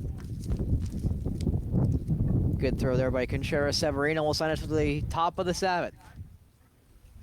Still 3-0 in favor of Barrie. All the damage done in the first inning, so a pitcher's duel since the end of 1.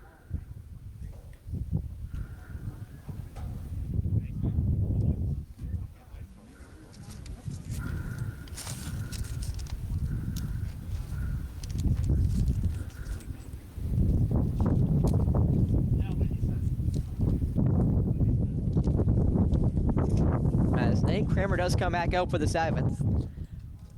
I wasn't sure after that first inning if Kramer would make it this far, but again, since the first inning, he's been unblemished, so it's been pretty easy to keep Nate Kramer in with how good he's been dealing, and his counterpart in Jake Brennan's been just as good without the blow-up in the first, so you'd have to assume Jake Brennan will be coming back out for the 7th and potentially final inning there in the bottom.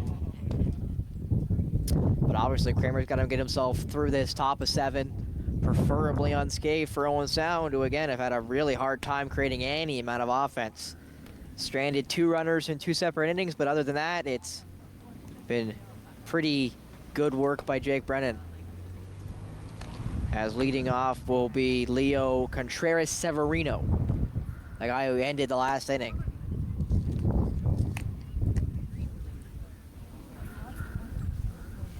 On deck will be Hunter Reed, and then Sanders Moreau.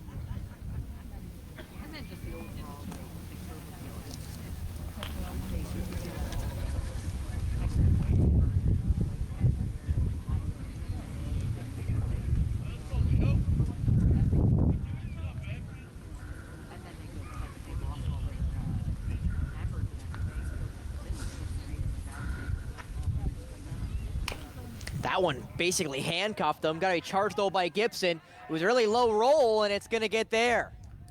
An infield hit for Severino, or Contreras-Severino. Basically chopped at it. Was a half swing, but the half swing was able to muscle it in play, but not close enough to Adam Shaver or Kirk Gibson to be able to make a play on it. So that now gets a base runner for Barrie. Now up to bat will be Hunter Reed. Sanders Moreau will be on deck.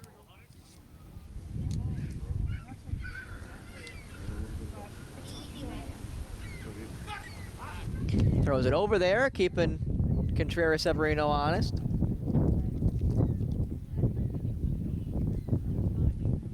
As the catcher, Hunter Reed, will get his chance to get his first pitch of the 7th. Obviously, Barrie would love to add some insurance runs here in the top of the 7th. That one's skied. Where is it? That's a foul ball. That is a foul ball as McNeil and Post kind of collide there right at the line. I think Severino dove back in because he wasn't sure if it was caught or not. Trying to make sure he wasn't out there on a catch where he had to retreat and tag back up.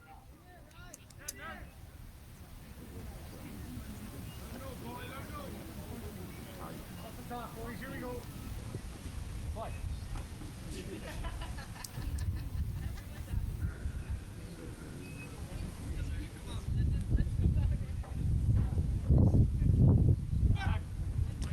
And again, keeping Contreras-Severino honest, so it was over at Post.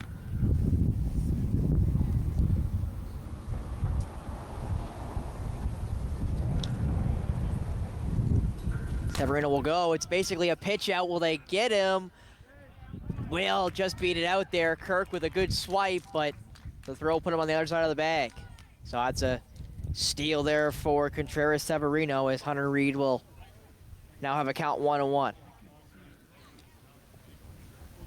90 feet closer there for the second baseman, Contreras-Severino, to add some insurance.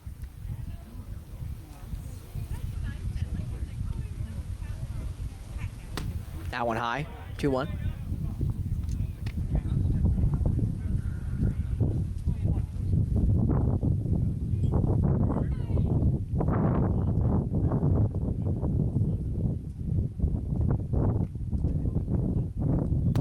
That one low makes it 3-1.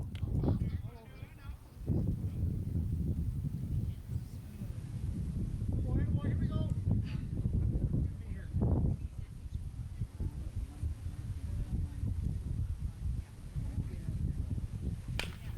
That one shot right at Gibson. Gibson's just going to hold on to it because he doesn't want the runner to advance to third, so it'll technically be an infield hit there for Hunter Reed.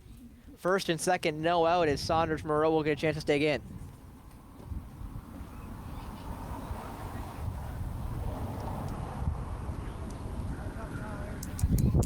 As Darcy Moss will get a chance to step on deck. We'll see he'll get his first chances to swing.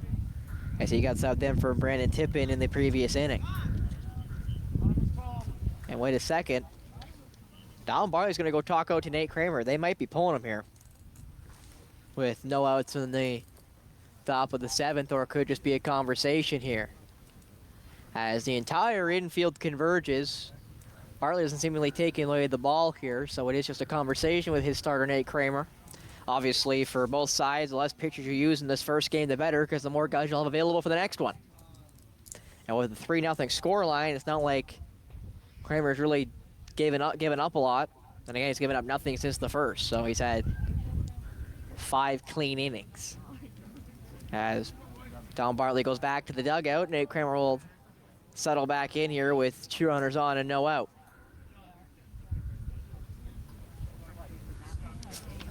As Saunders Moreau will dig back in. That one shot foul. Wasn't sure if Slater could play it, so he just got out of the way, but that one went well foul.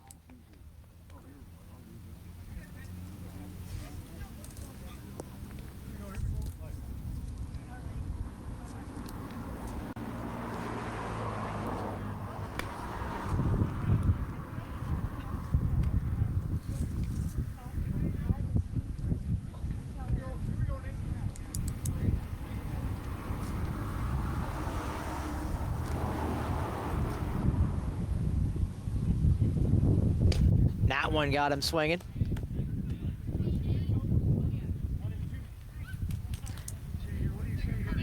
One and two the count here. Kramer could really use the K.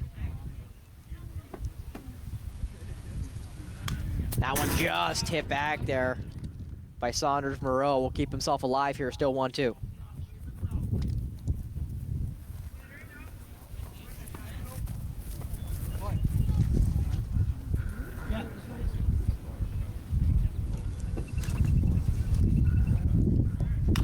That one shot well foul left. Actually looks like it went back. And it just misses the stands here at Tom Williams Park.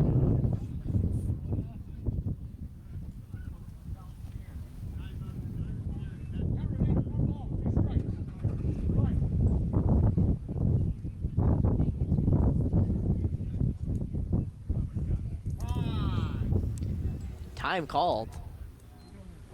Not sure if I thought I assumed that was batter, because I don't think Kramer cleared the rubber, so time called there by the batter. Still 1-2.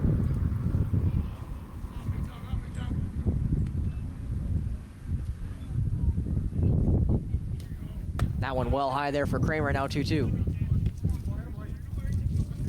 Contreras Severino taking a pretty big lead there at second, it looks like, which Kramer's trying to keep his eye on.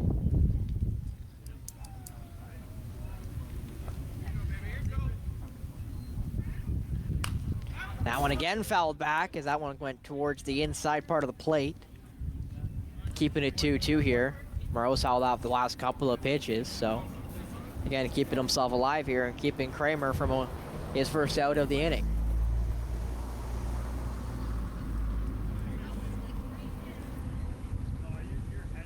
That one shot foul now over to left field as they're asking for more balls.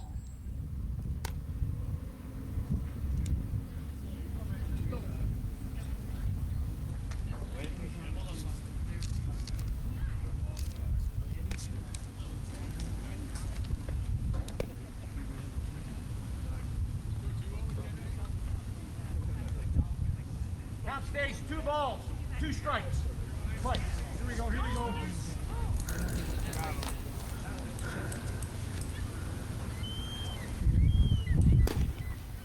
And that one's just outside. It runs the count full now. Saunders Moreau has really worked himself into a count here. A walk would load the bases for the sub. That one again fouled back by Moreau. Keeping the count full. Again, Darcy Moss on deck. Gonna dig in for the first time today as he got subbed in for Brandon Tippin in the previous inning.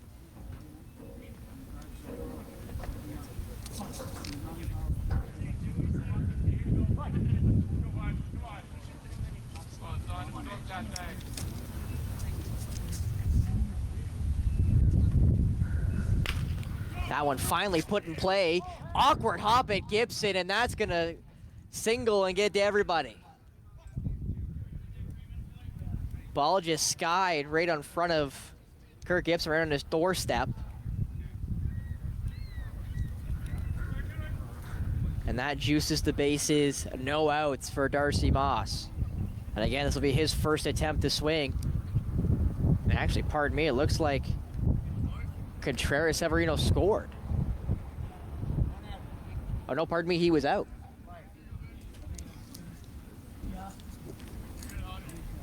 I guess he got tagged there by Gibson. And I just missed it. That one swung through the Moss. So actually, first and second, one out here in the top of the seventh. A lot better than the way I was portraying it. As Moss sees his first pitch for a strike. That one's outside. They throw towards first, and pretty large lead off there for Saunders Moreau, but Post was able to get him. And it is a rather large lead off there for Saunders Moreau, so obviously a lot of confidence he can get back to the bag.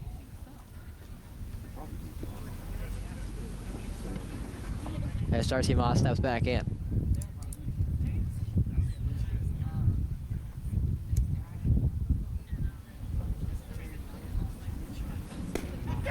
And that's a strike there for Kramer.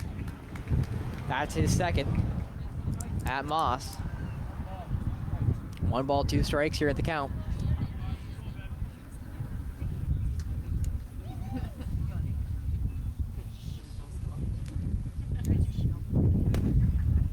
Just inside on Kramer. I think Kramer wanted that one. 2-2 now.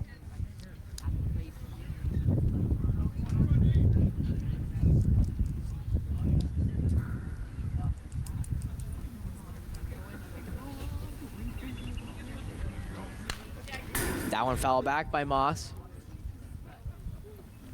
And probably the problem so far for Nate Kramer is that a lot of balls get fouled after hitting 2 strikes. Again, the last batter, the last batter, Saunders Moreau, fouled off countless pitches and then finally put one in play.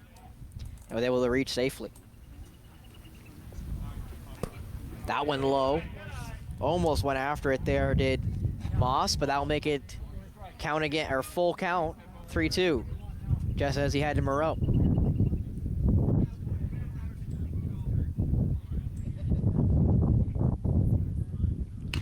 And that one again fouled by Moss. Right towards Martin there, running the other camera.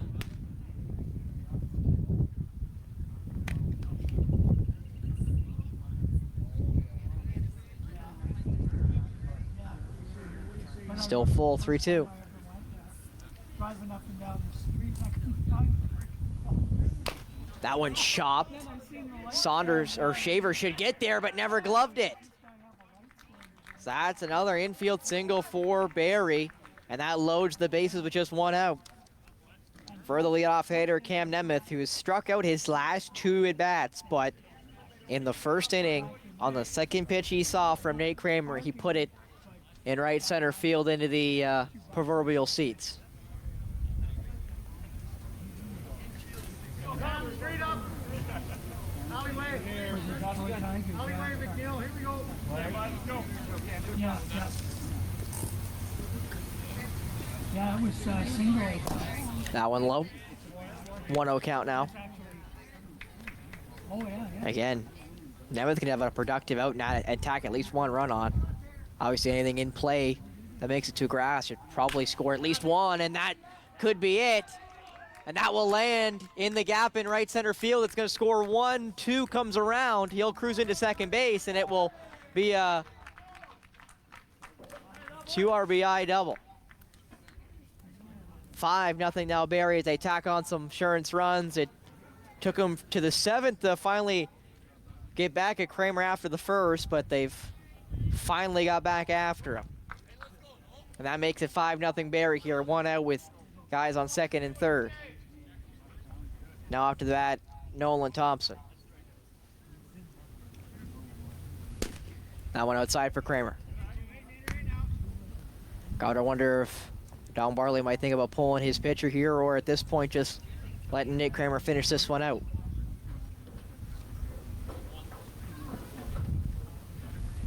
That one swung through there by Thompson. 1-1 now the count.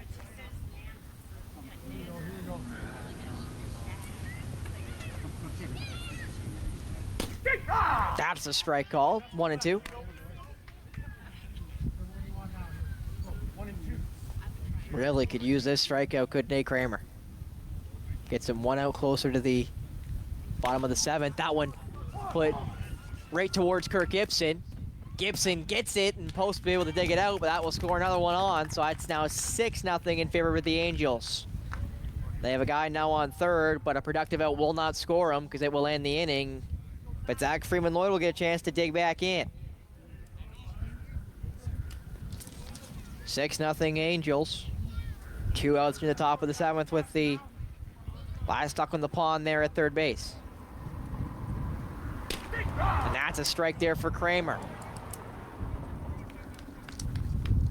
Allowed 3 in the first, is allowed now 3 in the 7th. After 5 innings of clean work. That one's sent backwards.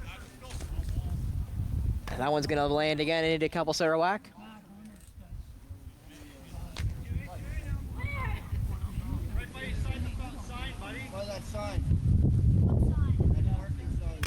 That one fouled off there.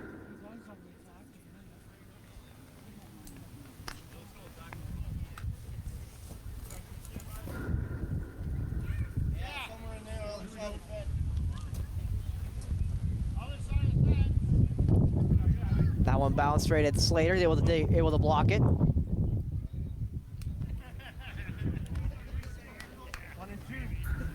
1-2 here. Kramer a chance to strike his way out of the 7th. That one put right at McNeil. Doesn't have to take one step, and that will end the inning.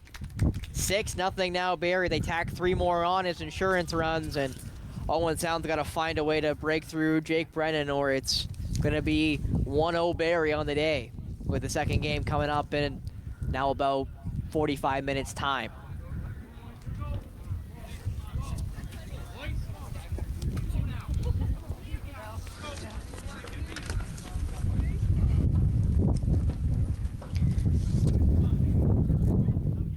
And I will mention here for Jake Brennan, of the 6 games he's appeared in, the first game of the year he played just 2 innings, 2/3, or 2 innings, 0.2, so 2/3, pardon me. He then pitched 3 consecutive complete games, then allowed 8 hits, 6 runs in 4 innings of work against Creamore, then pitched a full game against the Ivy Rangers, and tonight looks to be in line to pitch another complete game.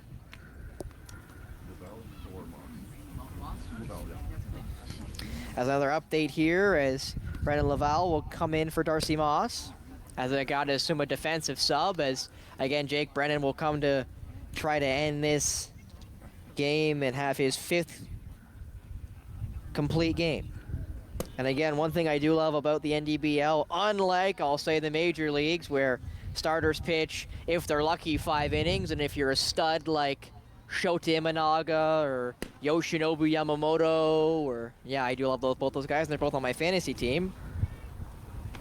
But unless you're one of the elite, you only pitch about 5 innings a game, an outing. So to see a guy like Jake Brennan and Nate Kramer get a chance to pitch a full game is definitely a nice sight to see, and it would be his 5th complete game if Brennan can get himself out of here with his 4th win of the season, while handing Nate Kramer his 2nd loss of the season, and only the 3rd for the Owen Sound Baysox, who again still would hold the #1 spot in the division, or in the conference, I could say.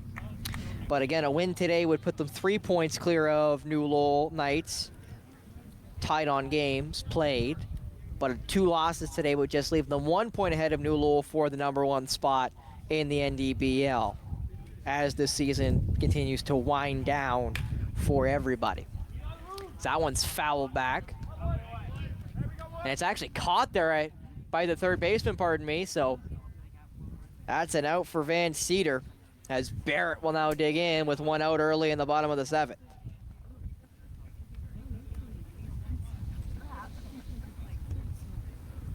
Just nothing coming for the offense here for Owen Sound. Had some moments, had some bright spots, but nothing on the scoreboard to show for it.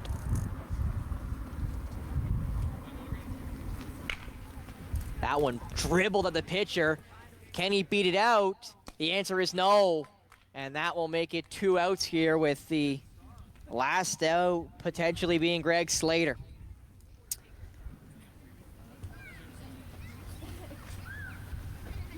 We'll mention here, after today's doubleheader, Owenson has 3 games left. 1 game against the Lyle Astros down in Lyle, and then the end of the season with 2 home games, Thursday the 24th and Sunday the 27th, against Creemore, the Padres, and the Mansfield Cubs. So still some points to grab up. And I will mention, the last loss came against Bolton back on June 1st. So it's been well over a month since their first loss, and they just got it. Slater looks like he grounded out, and that is the game. 6-0 the win for the Angels. It snaps Owen Sound's win streak of 7 games, including 3 shutouts in that 7-game win streak since their loss on June 1st. So a loss today will now mean they are 0-1 on the day, and they have a chance to clean that up going into the 3:30 start of the next one here against the Barrie Angels. Barrie will be listed as the home team for the next one, so because of that, that means the Baysox will have to hit first, which with their lack of offense in this first game, that may not be as advantageous.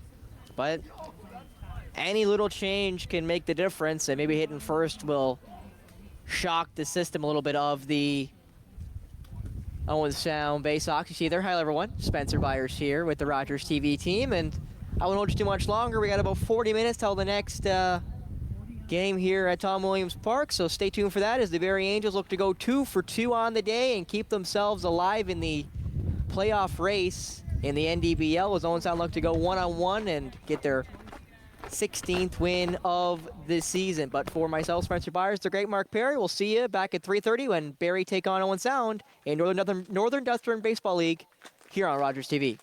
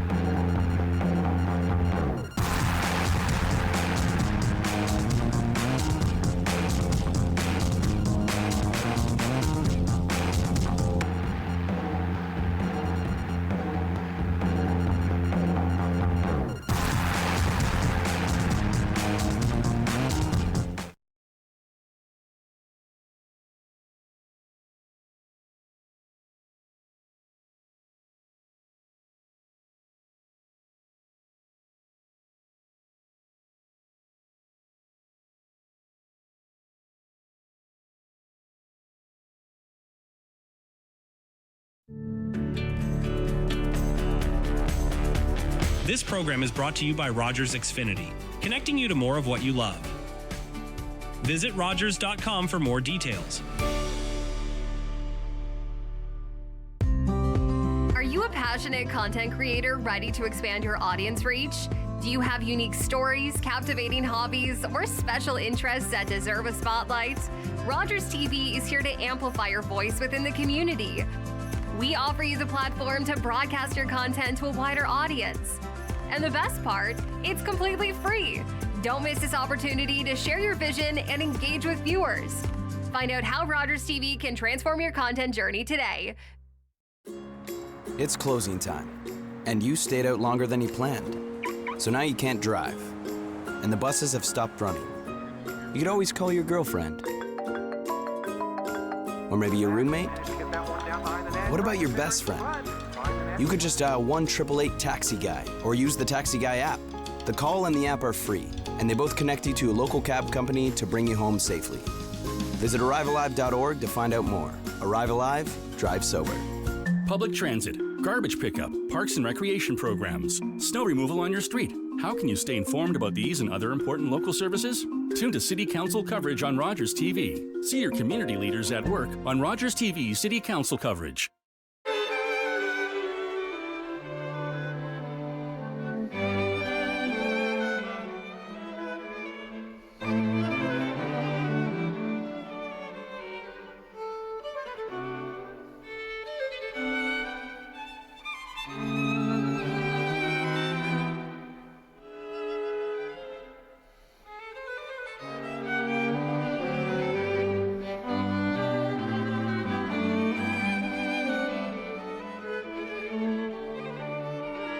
Go.